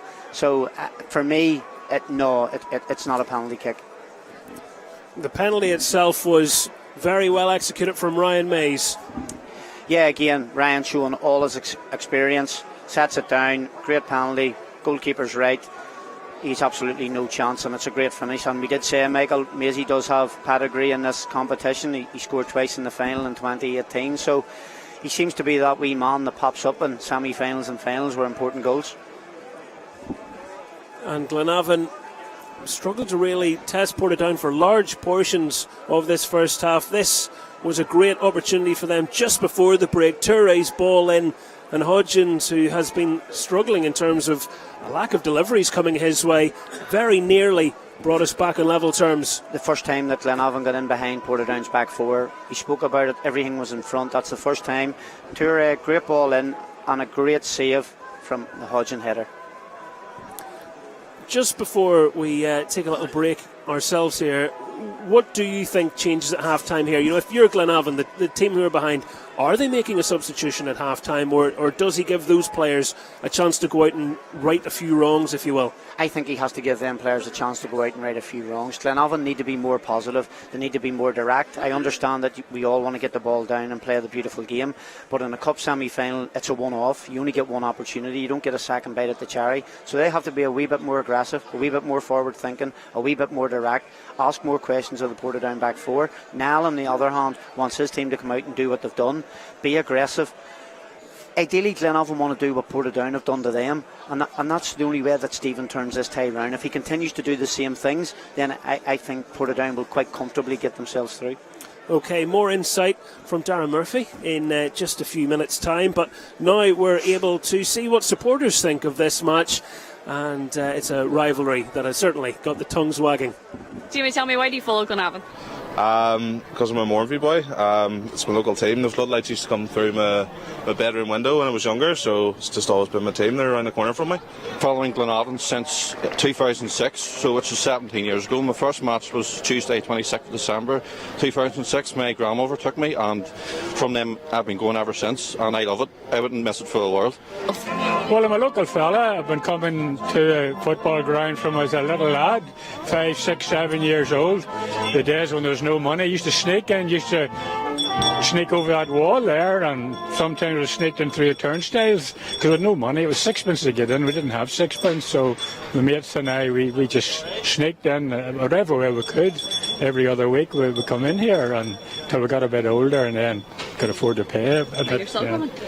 I'm still coming, yeah. You know, you come, you meet your mates, you see the team, we know the team comes out to us, the team integrates with us, we see everybody, you see your friends, you see your mates up there. I work in a school, I see all the young people from the school up there. It's absolutely amazing. If you had to choose one moment following Glenavon, which would it be? Probably the 2014 Cup win, because it was our first trophy in a long time. 2016 was brilliant as well. It was sort of unexpected playing Linfield in the final, but 2014 would have to be, yeah, definitely. 2016 Irish Cup against Linfield, it was one of the best days I've ever had following Glenavon, and if I could do it all over again I would indeed. The first year we won the Irish League, it was here, I beat Linfield, and it was a build-up of emotion, of could we, should we, and then Glenavon I think they had a cold rain that day and we had a win to make sure we got the league, and that was the happiest moment of my footballing life, winning the league at home here, beating Linfield, and our first ever Irish League Championship. Probably one of the European game against Malmo, where Solskjaer came down with Haaland was playing. We won that night. Was a memorable game. Probably another one might have been against Crusaders here a few years ago. 4-3 or something. We scored right at the end, but there's been loads. Like, you know, we take the drive up the motorway sometimes downbeat and go up it happy. So it's just what you get here, and I wouldn't change it. What do you think it is that makes Irish League special? It's just real fans. You know, at the end of the day, the players, they're just normal people as well. You're close to them, you know them, and the clubs are all community based too. So, yeah, it's just special. I think it's something special. I just think how close you are to everything. You know, you're in touch and distance to players. You talk to players when you come out. The community's involved. There's none of this like you see in English Premier League football, where you're kept at a distance from everything. The club's here. The club, you know, we can. Club's open 24/7 more or less. If you want to volunteer, you can come in and help, and it means more in the community. Everybody knows each other, everybody's working for the same thing, and you know everybody on a first name basis, you know the players, and I think it's that closeness and that community that makes the Irish League special. Seeing everyone, seeing all my friends, and there's a real community spirit here as well, and it's nice to see people from all walks of Lurgan come here as well and support the Lurgan Blues, which is what we want, and it's just great to see everyone here, and it's even better when we win, because everyone has a smile on their face, of course. So it's just a real community club, and I wouldn't have Glenavon any other way. It means everything. It's just, I can't really describe it. It's just a meeting of people. It's what it does for the local community. It's what it does for people. You work hard all week. You have ups and downs in life, but you come here. It's like an extended family. So Street Soccer NI is a charity that uses football and sport to bring positive change to people's lives. We work with the homeless and disadvantaged groups across Northern Ireland. We're in Belfast, Derry, Londonderry, Coleraine, Downpatrick, Bangor, working with men and women and people with learning disabilities.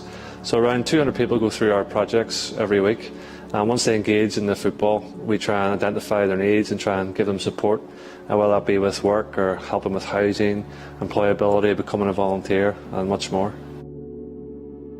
Some challenges are basic things that we face, like providing football boots for players coming to sessions. With so many people coming who are out of work, they don't have funds to buy a pair of new boots. They're expensive now, and so it's hard for them to participate in the session. So you don't want to see anybody excluded. You want everyone to be able to play the beautiful game. For me, we had an approach, and the guys at Street Soccer had highlighted their work, which I always feel as a league and as clubs we have a moral responsibility to work with the community and offer something back. My boot days are well gone, but I have a son at home who probably has 5 or 6 pairs of boots that are lying in a hallway or lying in a cupboard that my wife's always given off about. And I was like, well, is this a really good campaign at Christmas? People are getting new boots around Christmas, January. Rather than putting them in the bin, there could be a usage that we could really give to the homeless community. Our clubs can play their part, and hopefully maybe we just might get a link with some of the people that are going to these sessions and going to games and doing some community outreach work. And I just think it's a great opportunity for us. There's something in it for Street Soccer, and I think they're an ideal partner for us as a league. So some of the big success stories, obviously running our projects all year round is a success, but we've been to the Homeless World Cup every year since 2013. So each year we've taken 8 women, 8 men away across the world to represent Northern Ireland. and it's a life-changing tournament, and it has a huge impact on their lives. They come back full of motivation, their confidence is through the roof, and they want to make those positive changes. So over the last 10 years or so, we've brought around 80 people across the world to represent Northern Ireland, people who've been homeless. So I think that's a huge success story. So the idea is that late December, January, people can basically bring their old boots in a bag, bring them to their local Irish League clubs, drop them into the club shops at those grounds, and then we'll collect them and get them to street soccer and hopefully give those boots a second lease of life. If you can donate, it'll make a real difference in someone's life. This could be the difference someone engaging in a project every week where they're accessing support, to find a job, to get help with housing. But it could start with a simple pair of boots to get them involved. We've seen people come up, even they played without shoes on, at one of our projects one week because the shoes they had, they were slipping, and to see someone in the bare feet trying to play, it's not good, that shouldn't be happening. So there's enough boots out there. So if people can help, I'd be really grateful. And we just never know, maybe in somewhere there's a player might turn out for one of our local clubs very soon in those boots, and supporters can play a part. But it's about recycling. There's a green element to it also, there's an environmental element, but above all our objective is try to help the homeless community and give something back and play a part for society. That is the brilliant Bring Your Boots campaign, and a reminder you can bring your boots to any NIFL Premiership game throughout the month of January to show your support, and I'm sure each and every club would be very happy to see you do just that. Yeah, no doubt, Michael. It's a fantastic campaign by NIFL, and it's one you just think the amount of young people around Northern Ireland, I know I have two boys, and the amount of boots that we have laying, I'm sure the Wolves could talk with some of the words that were exchanged in there. They were... Stephen has maybe had a few choice words, as in for them to share. Robbie Garrett, his fair share of injuries down the years, obviously, when his time at Linfield and Ballymena and Crusaders. But Gary's one of those old warriors, isn't he? Yeah, he's like us all. When you get to the latter stages of your career, you just want to play as many games as you can. And as you say, he's had a wonderful first 45 minutes. Well, the sides have previously met 9 times in this competition. Portadown have won 6 of those, Glenavon 2, and back when it was possible, there was a draw once as well. Isn't it brilliant that draws are away? You think, I remember, was it one of the Irish Cup finals, Bangor and Ards? 3 times did they play each other, 4 maybe? Yes, it will be settled on the night. At the moment, there's no need for that, of course. Ryan Mays and his penalty standing between these two teams, but a long way to go before anybody can celebrate or commiserate. Well, Nell's just laid down the marker. 10 seconds into the second half. He's certainly not going to change the way he's approached this game, and why would he? No, and neither manager has changed from the players that they selected at the very start. As Wallace finds Malone. Just a little signal from him, you can see, bring it forward. He wants a bit more impetus about his teammates. There's certainly no doubt. He wants Donny Wallace and Callum Burney to step forward a bit more like that with Donny and be a bit more positive. Well, trying to almost walk a tightrope there, very narrow, but they were able to win the throw in, Glenavon.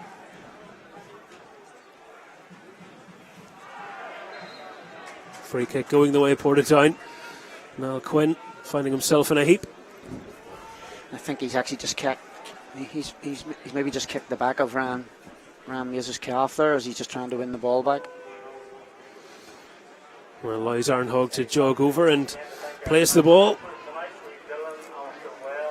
And it will be interesting to see how Portadown approach things, because you can fall into that trap, can't you? You've got your goal, try and protect it, and it could be too early for that. It's certainly too early for that. I just don't think Nell has the players maybe in his team either to play that way. Which then sets it up for a very interesting end. Is a little speculative, but when you're high on confidence like Eamon Fife is, why not? Yeah, he hits it first time. To be fair, as you say, he's high confidence. He's scoring goals at the minute for Portadown. So when centre forwards are confident, they hit them from anywhere, don't they? Most certainly do. Burney doing well to win his header, and Toure showing how swift he is, had the footwork to adjust, find the pass and move on. Baird taking it forwards for Glenavon. Options arriving in the centre. Chapman able to get his head to it, however, and Russell finding Barr, who didn't do too badly considering the awkward height that arrived at him. For me, I think he should just try and hold that in and buy a free kick for his team. I know what he's trying to do, but for me, just try and hold the ball in and try and get your team up the pitch a wee bit. Sent away by Luke Wilson. Burnley got under that a little bit. And Russell won't be able to do anything to stop that one going out. Midfielder who started his career at Greenock Morton, also amongst other clubs, formerly of Finn Harps, the club who you now manage, of course. Darren, getting ready for a new season. Yeah, he's a Ballybuffet boy. He obviously came over from Scotland to Finn Harps, and he's met a girl in Ballybuffet, and he's settled literally about 250 yards from the ground. So, but he's well liked and well settled here at Portadown. Yes, I like how you've got all that detail in your back pocket, though. There's few as thoroughly prepared as Darren Murphy, I'll tell you. That's a great looking cross in. Stooping header.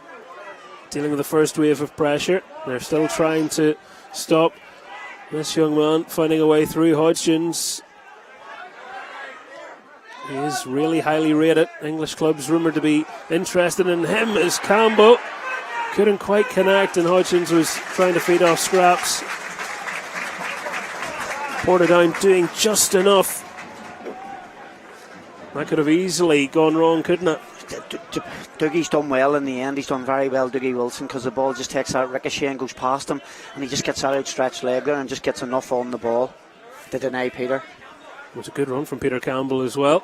Wallace header's not gone the direction he was intending.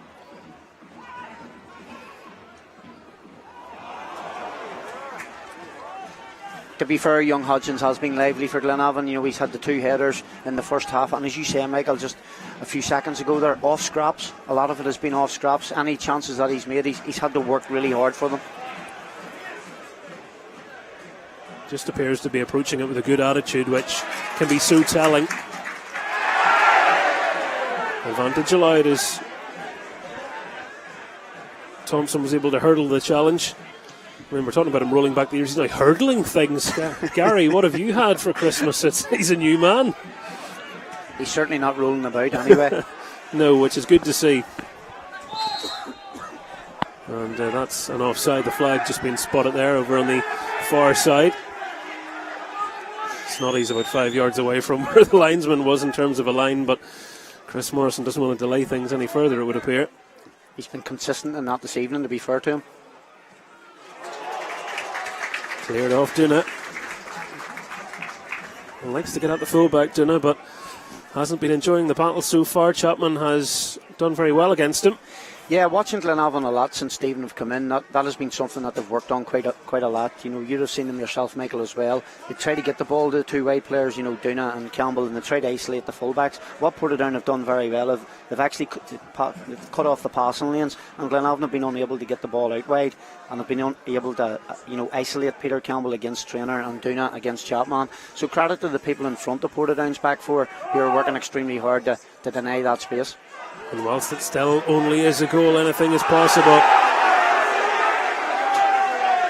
Well, play seemed to continue quite a bit there before people realised the free kick had been given, but it had been. Delivery in, Hodgins trying to turn on a sixpence, just a little too tight for him to be able to manage that. Just on that, Michael, for me, again, obviously being fortunate enough to be involved in dugouts and be involved in sidelines, sometimes them decisions that come from the referee, it's maybe the fourth official or the assistant referee that makes that decision. So I can sometimes get the frustration from fans, and because the players maybe went on that 4 or 5 seconds and then it's brought back. And again, it's just their team working together to get the right decision. And you'd always rather get the decision right than get it wrong. Well, Quinn was just asking about whether there was a bit much on that challenge that came his way as he cleared the ball. Nothing in it for me, to be fair. Just the sign of a team that are feeling a little hard done by at the moment. They need to try and change their fortunes, find a way back into the game. Portadown are hoping, of course, that they don't. Mays got the turn of his man, got it in for Barr. Should score. And I think it was Fife in the end that puts it over. Yes, Eamon Fife arriving. Does it just bobble up in front of Fife? Oh, he should score, Michael. It's great play by Portadown. Great ball in by Ryan Mays. This time he's the provider. First half he was the one on the end of it, a super cross from Fife, and he missed the opportunity, and now roles reversed. Mays puts in a great ball for Fife, and he should score. There's no excuse. Well, it is a huge opportunity. There is no getting around that. Glenavon are hanging on just about, and Portadown perplexed at how they haven't doubled their advantage. And that their massive opportunity for Portadown, Michael, has just signalled a bit of movement on the Glenavon bench. Yes, they've. I think Stephen has seen enough. 53 minutes in. Darren Clark is the player jogging down towards the far corner flag. Won't be too long before we see that change, one suspects. Unless that is the final warning, which sometimes managers do as well. Make sure to get the message across. I think the frustrating thing for Stephen is he's losing all the battles at the minute. You know, he's losing the Portadown defenders are on top of the Portadown midfielder on top, and Portadown have come out the second half and they've created the best chance again in the second half. So at the moment they're losing them battles, and I think Stephen needs to change something. And I know you spoke in the first half, maybe it shouldn't be personnel, but I think now it has to be personnel. Ball hanging in the sky, watched all the way by Luke Wilson. Ball now with Matthew Snoddy. Duna's ball deflects, and Hogg can't prevent it from sailing out. It will be a corner. It's looking like a double change here for just the one I talked about, wee Ribsy. Just add a wee bit more bite in the middle of the park.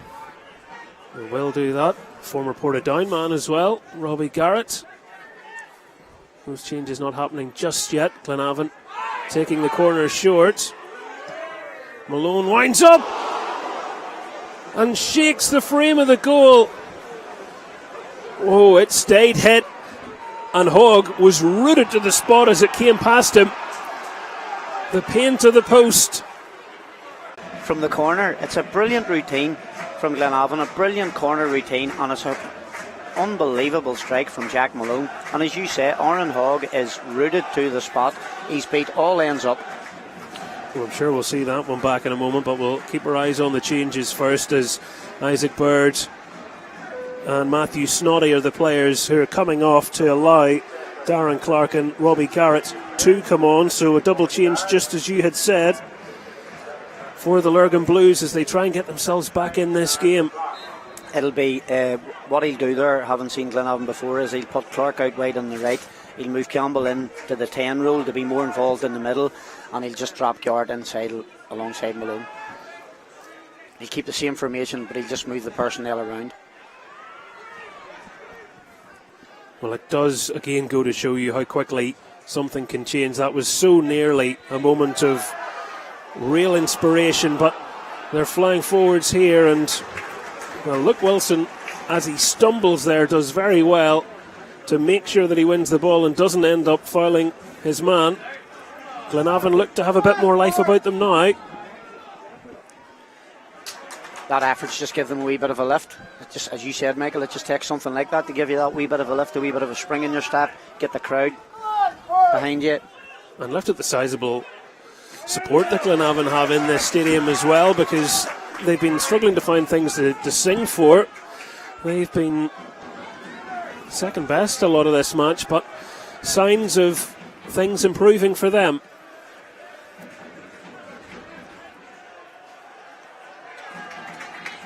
Toure was battling, he was beaten to it. Two men able to stop him doing just that. And we shouldn't forget as well the chance that Fife had just before that Malone one. We're talking about it could so easily be 2-0, and then all of a sudden it was almost 1-1, but it still is 1-0. It is, and again, Glenavon now are taking a few more chances. They're pushing the two fullbacks high and wide as well. And it'll be all about how Portadown manage that, because we've seen on the counter it's let them down, but they're going to have that chance to break on them more often, but they also may have more defending to do. And, well, I said he stayed up. That wasn't until he ran out of pitch and he slipped, and he's going to need a bit of attention there because he's come to a rather abrupt end with that advertising board. I think it's actually the BetMcLean saying that I think he's just sort of come off the end of the pitch and fell into it. Hopefully Jack's okay. Well, as soon as you get off the main bit of the pitch, it's a little slippier, but it might have just been the pace, as you say. He's run out of room and run into that board. Yeah, he hit it quite hard as well, to be fair, Michael. It was a good play again by him. Picks the ball up in the edge of the box. He plays a wee 1-2. I think it's for Peter Campbell. Peter just sort of slightly overhits it, and Jack does well to win a corner, but his momentum just takes him on into the advertising board, and I think it's the BetMcLean one as we speak about. Well, he continues to receive treatment, and the referee, Chris Morrison, just signalling across that no further support is needed at the moment, but they're going to make sure, because of the position that he is sitting in, that he gets that treatment. There's been a red card in the other semi-final. Ewan East has been sent off for a second booking. Linfield, who are leading Dungannon Swifts by a 1-0, now down to 10 men and losing their influential defender, Ewan East. Yeah, that's obviously a big loss for Linfield. He's been excellent since he's come into Windsor. David has spoke very highly of him, so that'll be a big loss. It'll give Dungannon a lift also. So Glenavon down to 10 men just for the moment. Took the corner, which Barr was back helping out with.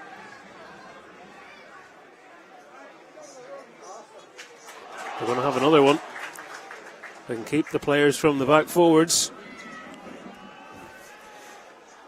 At least he's sitting up, Jack Malone, but he might be back on in a little moment here. Barr again winning his header. And Chapman. Has he given the free kick there? Just caught as he played the ball.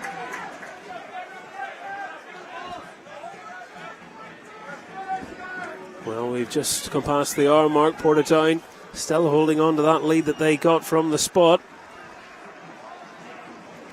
They did beat Glenavon in semi-final on the way to winning the cup in 1995. Goals from Gary Peebles, Peter Kennedy, and a Gary Smith own goal. Portadown went on to win the final 2-1 against Crusaders, you might recall. I do recall that game, yes, Michael. I was on the losing side that evening. That was my delicate way of bringing that up. No, you're fine, you're fine. At least it doesn't say Darren Murphy on goal. Correct, yes. Change as McCall heads off. Dale Montgomery. Dale Montgomery, yes, is the player on, former Newry City player, also formerly of Dungannon Swifts, of course.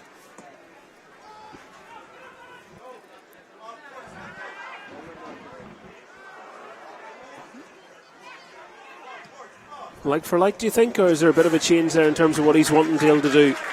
I think it's because of the way maybe the game is sort of panned out now. The players are maybe getting a wee bit tireder as well. Obviously, young McCall was on the booking. He picked up early in the first half. It's becoming a wee bit more competitive in the middle of the park, especially with Gjord coming on. So Niall's maybe just taking no chances whatsoever.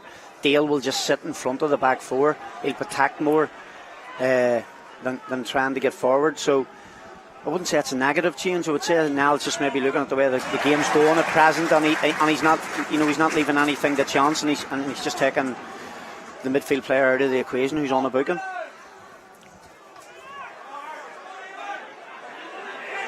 Wallace waiting a little while for that to work its way to him. There won't be as much urgency about Portadown, understandably, at the moment. They are quite happy to take a wee bit of the air out of Glenavon after they have found a bit of a resurgence in the last 10 minutes or so. Fife in a race to try and keep that in. Does so at the expense of a throw in, better than a goal kick. Again, that's just Portadown's experienced players. The Gary Thompsons, the Orange trainers, the Dale Montgomerys, who's just come on, just slowing the game down, as you said, just trying to take a wee bit of momentum away from Glenavon, who have had a wee bit of a high this last 5-10 minutes.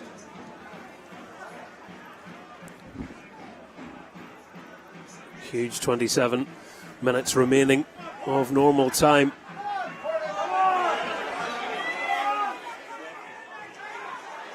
Nerves will be felt in every quarter from here to the end of the match. Fife just lost sight of it there for a moment, able to get it back, but not getting the decision there. Chris Morrison.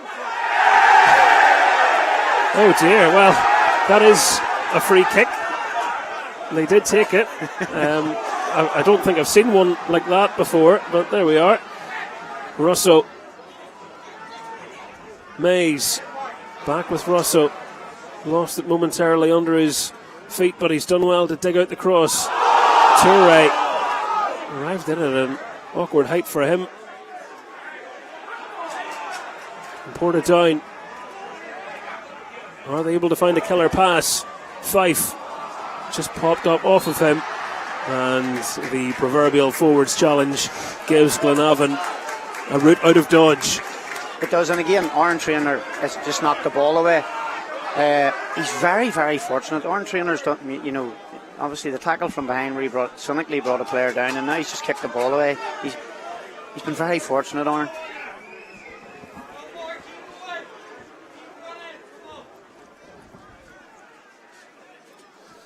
Wallace with the ball for Glenavon. Getting it to Burney. And through again to Malone. Some of their best stuff has come through him, but the post denying Malone his own opportunity.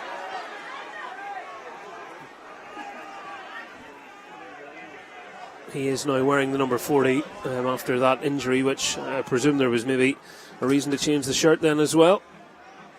Obviously blood, maybe. So just a blood shirt. Just in case the number 40 was throwing any of our viewers. Who is this new addition? I think 7 new players recently, Glenavon, but no, that is very much still Malone, just in a changed jersey. It's getting to the stage in the game where you've 25 minutes to go, where you need to stay, maybe take a few chances if you're Glenavon. They don't want to let the occasion pass them by. Portadown have a cup final next week to look forward to as well, the Mid-Ulster Cup final. But all the attention on trying to reach the BetMcLean Cup final first and foremost, and they are looking for goal number 2. A second goal for Portadown, and you would really wonder whether Glenavon could respond from there. Niall Curry's side have been up for the fight.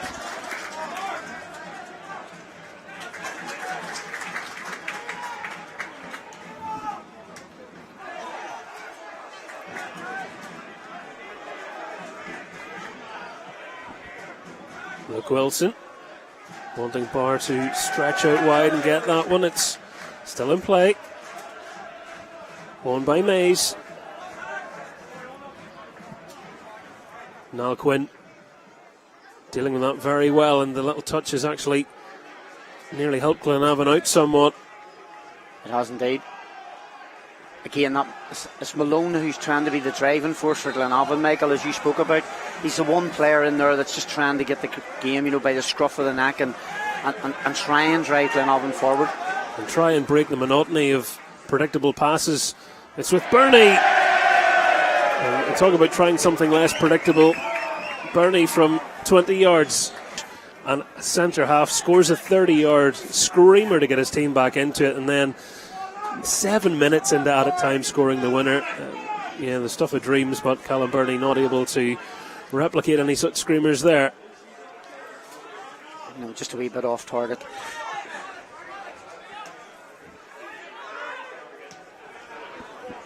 Portadown's defence have had the answer for most of the questions posed of them.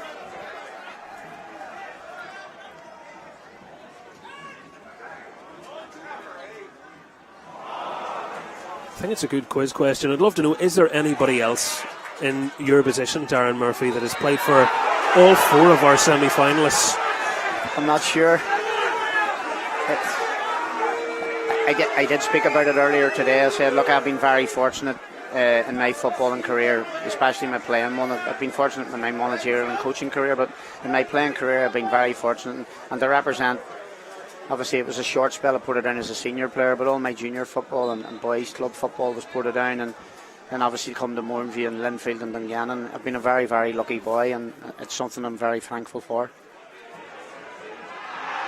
Coming together off the ball, the referee says that Campbell was fouled there, and out comes the yellow card for Thompson. I think it was Fife a moment ago, was it? Picked up a yellow card. There's a little bit going on now. I'm going to kill the counts for literally 30 seconds.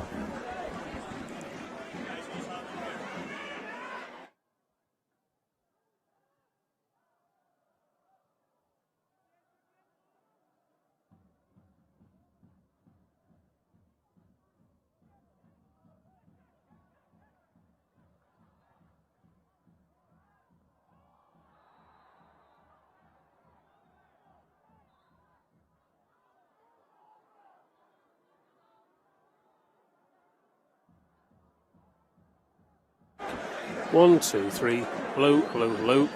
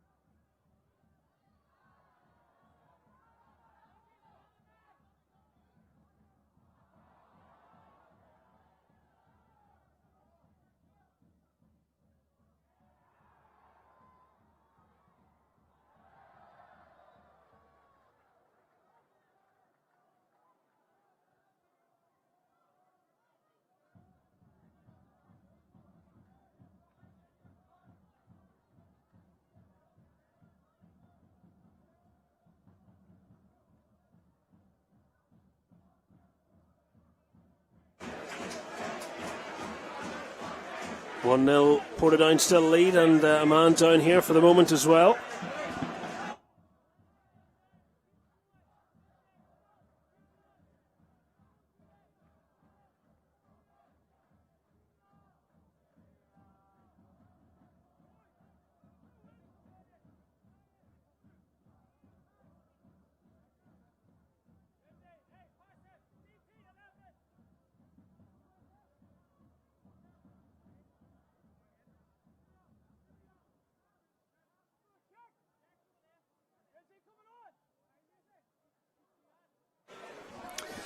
Well, first of all, we want to apologise for the little outage there. Maybe some of you were glad for a little break, but we are back, Darren Murphy. A few gremlins, Michael. Yes, bound to happen on occasion. The good news is we're back for the last 15 minutes of action, and fingers and toes crossed, no hitches from here. But Glenavon 0, Portadown 1, you were able to watch along anyway whilst you were waiting on us coming back.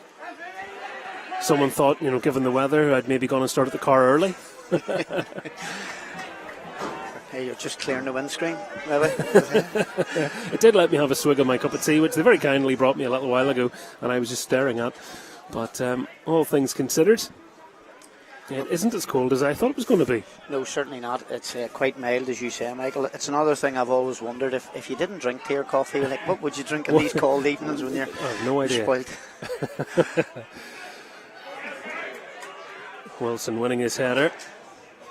Garrett and Bernie getting rather close to one another there as Dougie Wilson fizzes it forwards. Russell was looking around him all the time, probably looking for a little bit of help there as well. It wasn't forthcoming.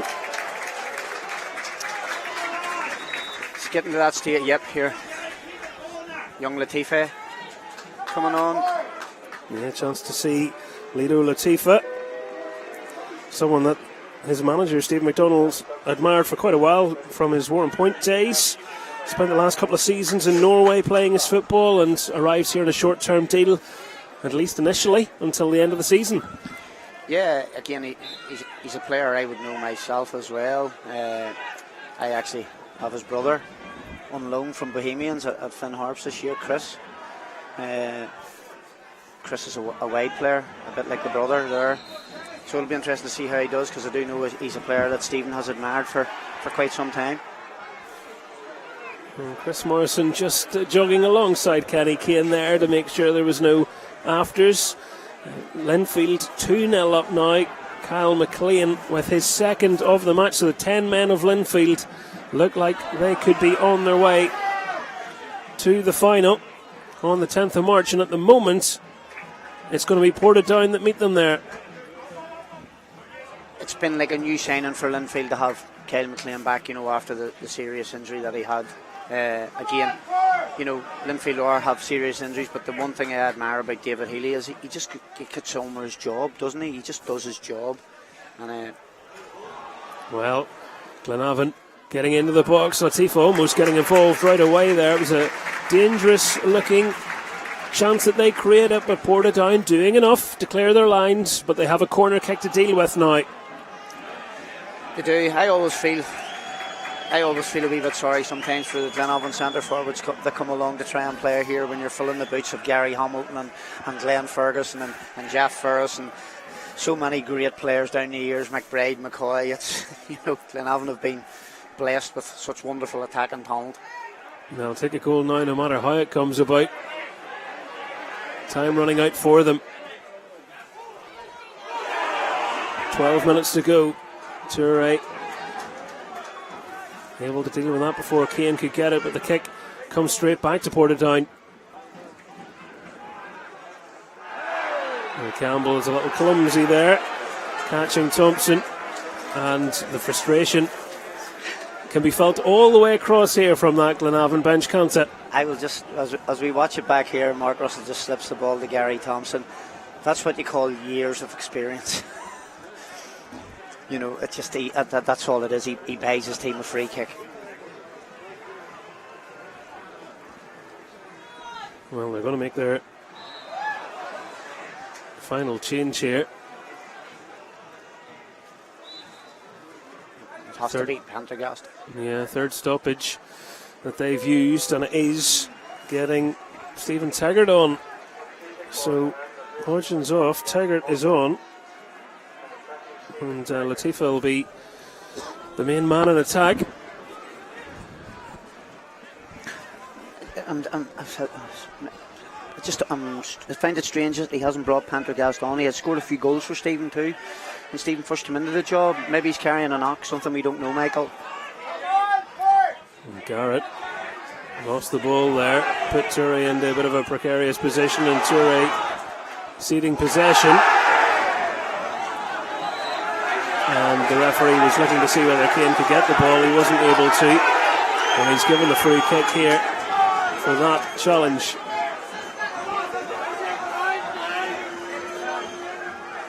Again, there's been a few choice, colourful words there just in front of us, Michael, so we'll apologise for that. I can just see the frustration in the Portadown fans there. Obviously, they've had a few players just booked there recently, Dale Montgomery being one for a similar type challenge, so...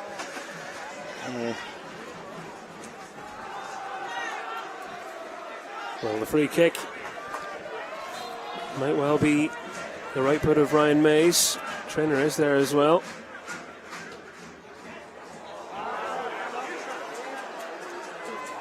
Now, set pieces, when they watch this back, will be something that they'll both want to improve on. Malone. Chapman getting over there and getting tight to Taggart right away. Thompson. On by Keane. Got it back again, couldn't get it out from under his feet. Glenavon looking for a late way back into this match. Feels like a long time ago since that controversial penalty award and Ryan Mays' goal. Montgomery just need to watch himself. Already picked up a caution, as Darren was just saying. Needs to be careful. He's late there. Only Glenavon put the ball down and restart very, very quickly. Dale doesn't even need to make that challenge. It's a challenge that you don't need to make. I spoke about it with Laurie before the game. In this type of game and this type of atmosphere in a mid-Ulster derby, you have to play with your head. You know what I mean? You have to have a lot of passion in your heart, but you have to have ice in your veins. There's no doubt about that. Well, Darren Clark was having a chat with the assistant official on this near side about what he thought was a coming together off the ball with Aaron Trainer a moment ago, but that's not amounted to anything. Portadown are going to make a change themselves in the next stoppage. Clark trying to get through the crowd, and you just look at how many Portadown players are back now, trying to plug every gap, but they've been opened up potentially here. However, the flag is up against Campbell.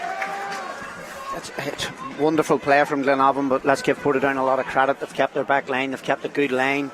Nal will be pleased with that, but that's what Glenavon need to do. They need to make more runs forward, they need to be more progressive in the final third. They've got to be positive in that final third. Again, let's give Portadown credit, because they've sat in there, they've kept a good shape. And it's going to be Gary Thompson that makes way. He's been one of the standout performers, hasn't he? He has been. In fact, is it Gary? No, it's Ryan Mays who's making way. It's been a change of mind here by now. Oh, well, Gary Thompson, as you can see, he's over there he's coming back on. He's coming back on. And you're quite right, Ryan Mays has gone and sat down, so well, lots of gesticulating, but the changes happened, and it's Ryan Mays that's gone off. Is it have what you hold now for now? Could well be. To be honest with you, I was straining to try and see who's come on there, but I can't quite get a glimpse on that. Keelan Coyle, Michael. Thank you very much. So Keelan Coyle is on.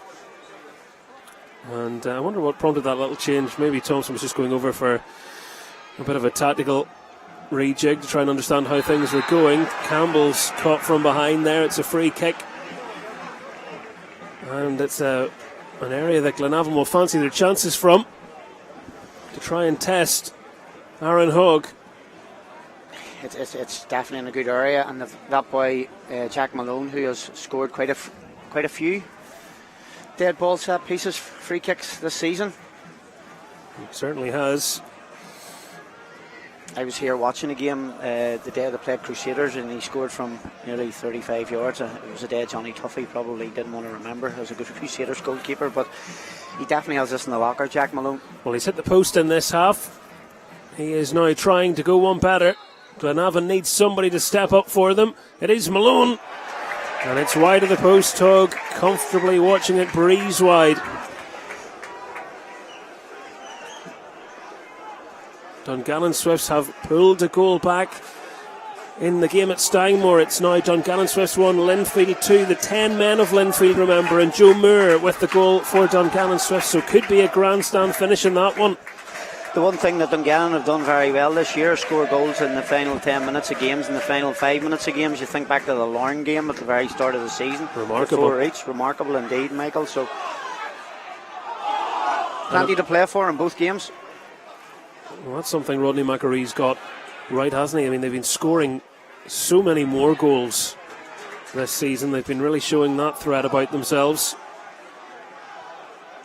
And they, by the looks of it, are still very much in the fight with about 6 or 7 minutes in the game against Linfield. They trail by a goal.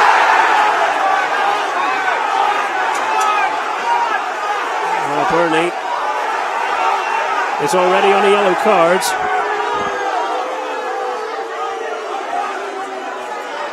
And he's not getting a second one. I honestly cannot believe that he has not. You look back at the replay. Oh, that's astonishing. That is an astonishing decision. I know last weekend, and there's been a lot of talk about the referees and the officiating of games. My goodness, Niall Curry is going absolutely ballistic, and I can understand why.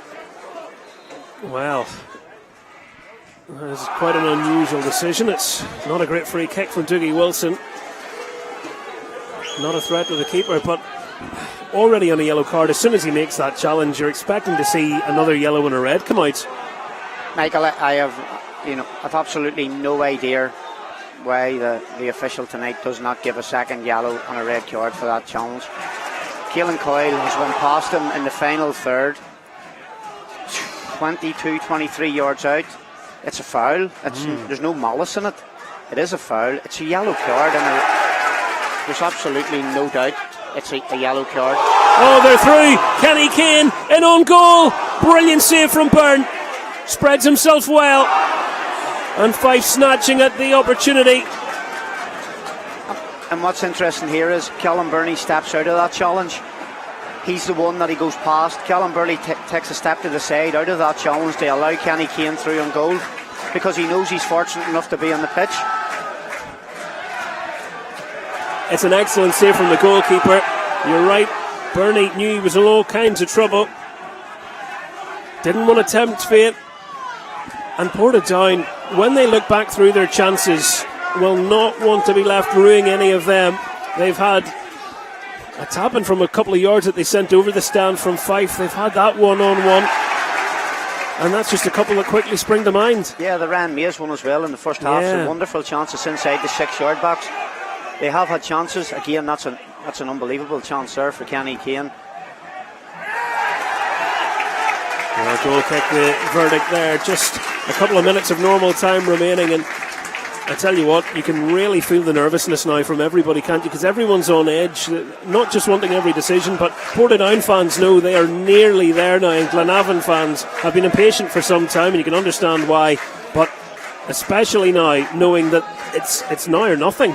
Yeah, look, Portadown have had a few difficult seasons, let's be honest. It's been a turbulent time, not just over the past 12 or 24 months. For the past 5 or 6 years, it's been a really, really tough time for the football club.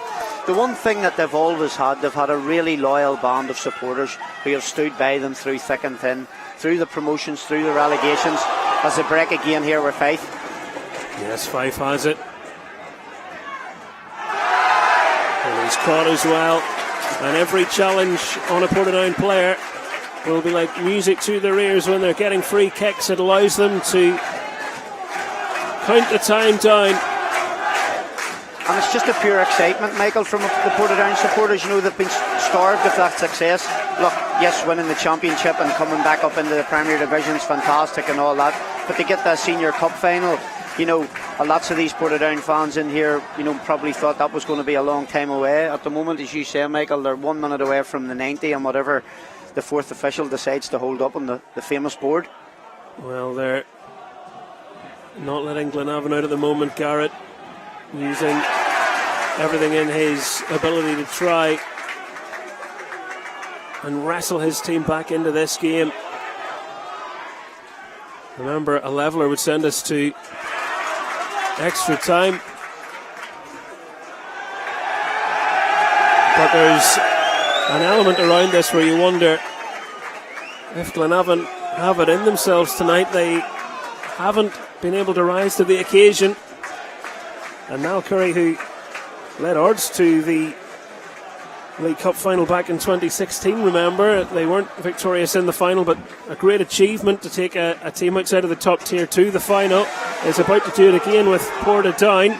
We are going to play 6 additional minutes. Well, don't go anywhere. There's been a lot of cheers and a lot of, you know, vocal support, but Michael, there's a lot of groans around us there when the 6 minutes went up. So now Quinn running after the ball.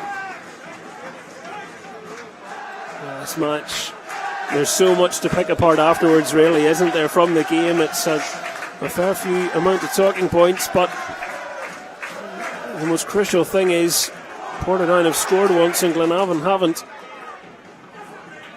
Wilson showing his hunger right through to the end, getting there ahead of Clark. Chris Morrison says, get up. Keane had that opportunity through on goal. Just wants to keep the ball at his feet. And Portadown have the throw in. It's nights like tonight was why you love the local game, Michael, isn't it? Let's be honest, that's why me and you know, we love this game. You know, there's so much passion. You can see it in the supporters. Well, yellow card to Aaron Traynor. Comes inside the 92nd minute. Long overdue, that one for Aaron. Well, Traynor takes the throw in. And a bit of holding going on there. Decision given against him in Fife. We've almost played 2 of the 6 added on. Doesn't need to be pretty now if you're Glenavon. Latifa going for that one. Wallace got his head on it. Garrett, lovely turn from him. Still Garrett. Tried to stay on his feet, but he was clipped by Montgomery. It's another foul by Dale. He's very lucky again when you look at the replay. It's a cynical foul in an area of the pitch. On another night we could have had a couple of players given their marching orders. It's a deep delivery in, it's beyond the sliding Clark, who could do nothing there.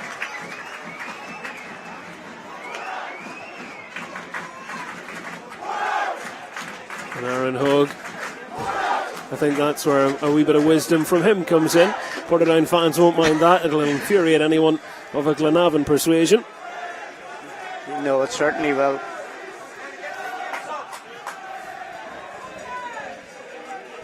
So last we heard Linfield 2-1 up, down to 10 men in their match against Dungannon Swifts here. Ryan Mays has his side in front from that first half penalty.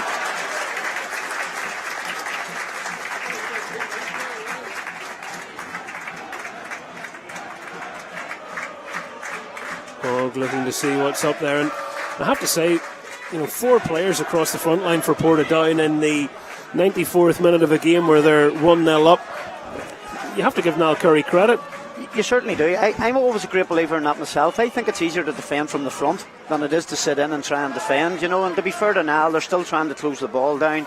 as you say, Michael, as we're coming into the final 2 minutes.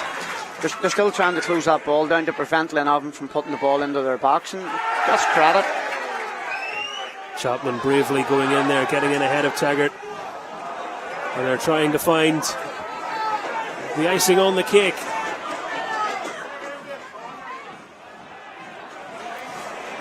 Not like that, they won't. Keep it in the corner. Caught between two minds of, are we wanting this second goal or not? Clark got the push in the back, he's got the free kick. Stephen McDonnell is hopping mad in his technical area at the moment. I can understand why, I can understand his frustration. It's a time to start putting the ball in the box. You know, you're at that stage of the game, a minute and a half to go. You've got to start putting the ball in the box. You've got to start asking questions. Wilson took it away from Latifa.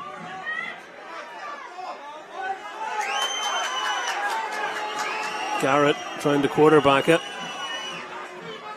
Over the head of Bernie, and toe poke forward anywhere will do now if you're Portadown. The whistle's coming from the fans. You've another minute to go yet, folks. To be fair, Luke Wilson has been immense, along with Dougie Wilson in the back forward tonight for Portadown. They've headed a serious amount of balls away, and again, that's Dougie winning that one. Latifa. Taggart, another big save from Hogg. He made one in the first half, he has made another. That was a really decent strike from Stephen Taggart. A massive save, to be fair, as you say, in the dying moments of the game. It's a great save. One that'll keep his manager happy, being an ex-goalkeeper, and a good goalkeeper Niall was as well. Well, speaking of goalkeepers, up comes Mark Byrne. He's in the box. Hogg going for that one. Combination of him and Trainer doing enough. It's another corner. Last chance saloon for Glenavon. Portadown are on the verge of a final. Glenavon have to score here, really. It's not away yet. Their keeper's out of his net, and the full-time whistle sounds. Portadown have got a famous win over their Mid-Ulster Derby rivals, and look what it means to every single one of those fans. It's a dream come true for Niall. Niall's a Portadown boy through and through. He loves the football club. It's a dream come true for him. You know, he loves it. I can see the passion of him there on the pitch. If you can see him, he is a supporter. You know, Niall is a Portadown supporter. He's a Portadown boy. He couldn't be happier. You see him there celebrating with the players. Stephen Hines, another one in his backroom staff, a Portadown boy as well. Look, it's fantastic for the football club. They've been through so much turmoil over this last number of years. I did say it on air, and I genuinely mean it. The supporters that they have stood by them through thick and thin. They've travelled the length and breadth of the country in the First Division, in the Player Fit Championship, in the Premiership. So it's a great reward. Well, we've got full-time confirmation from the other game. Dungannon Swifts 1, Linfield 2. Full-time score at Stanmore Park. So David Healy's side, despite having UNE sent off, through to the final after 2 goals from Kyle McLean. So the match-up, we can now officially say, the BetMcLean Cup final on Sunday the 10th of March will be Linfield versus Portadown. And what a game that will be, to be fair. Portadown will go into the game as massive underdogs. There's absolutely no doubt about it. The one thing that Portadown will bring is Portadown will bring a massive support. So it'll be a really, really good cup final. Well, they've had to wait some time to get back to the final of this competition. The 2010-11 season, the last time Portadown were in the final. The last time they won it, of course, was in 08-09. And what a run that was that season. They were a championship team then as well, edging out Glentoran 2-1 after extra time before defeating Newry City. And they are dreaming big once again. Yeah, they're dreaming big once again, and let's be honest, you've got the whole way to the showcase and the showpiece final on, as you say, Sunday the 10th of March. BetMcLean League Cup final, and you've got Linfield at Windsor, isn't it? What an occasion it will be for the Portadown players, the Portadown supporters, the board members, and more importantly Niall and his backroom staff. I'm delighted for Niall. You know, he's had a lot of criticism again this season. Some of it may be justified, yes, of course. Some of it certainly unwarranted as well. It's very difficult when you're managing a football club where there's so much expectation and you're having to try and deliver. If you just we're watching him here, Michael, have you seen a broader smile from a manager? Look how happy he is. It's amazing to see. And as I say, when you're a supporter of a football club and you've got your boy who dreamed of managing them and taking them to a senior final, look, delighted for Niall. There has been so much talk about this game, so much expectation placed on all the players, and it's Portadown's night to celebrate, and they have a bigger night ahead now to try and ready themselves for. It's another Premiership scalp. They haven't had an easy draw at all, and yet they are still there, and they've got all the way to the big stage. They certainly have, and again, look, it's something that the players will look forward to. I certainly don't want to bust their bubble tonight, you know, but I'm sure promotion will still be the key for the team and for the club and for everyone involved. And it's great to get to a final, but the one thing that you want to do is you certainly want to try and get them back to where they belong. Me and you have been very fortunate here tonight, Michael, to sit among the 800 plus Portadown fans that are in this away end. You can see what it means to the supporters. I'm sure they'll want more days like that, and to get more days like this they need to get themselves back to the promised land. But look here, hats off to Portadown and hats off to Niall Curry and everyone involved with the football club. Well, maybe in a moment we'll get a chance to see that penalty back again, the penalty that has sent them to the final. But Ryan May scored.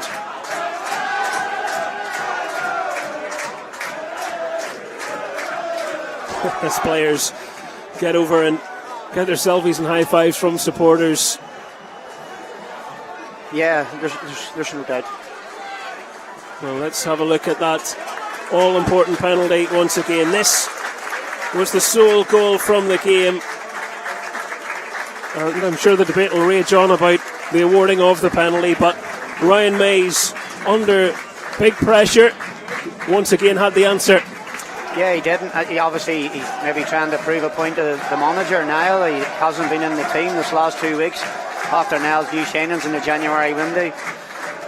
Maisie's found himself on the substitute bench, so tonight he's been brought in again for the semi-final, and he's answered that with a very, very crucial goal, and he sent Portadown through to the Sunday the 10th final. He was punching the air then. His teammates, I'm sure, will enjoy a party into the night as well. Quite a few of these supporters, one suspects. Thank you so much for joining us for our live coverage of this BetMcLean Cup semi-final. Congratulations to Portadown, who have won it by a goal to nil from Darren Murphy, myself and the rest of the team. Good night.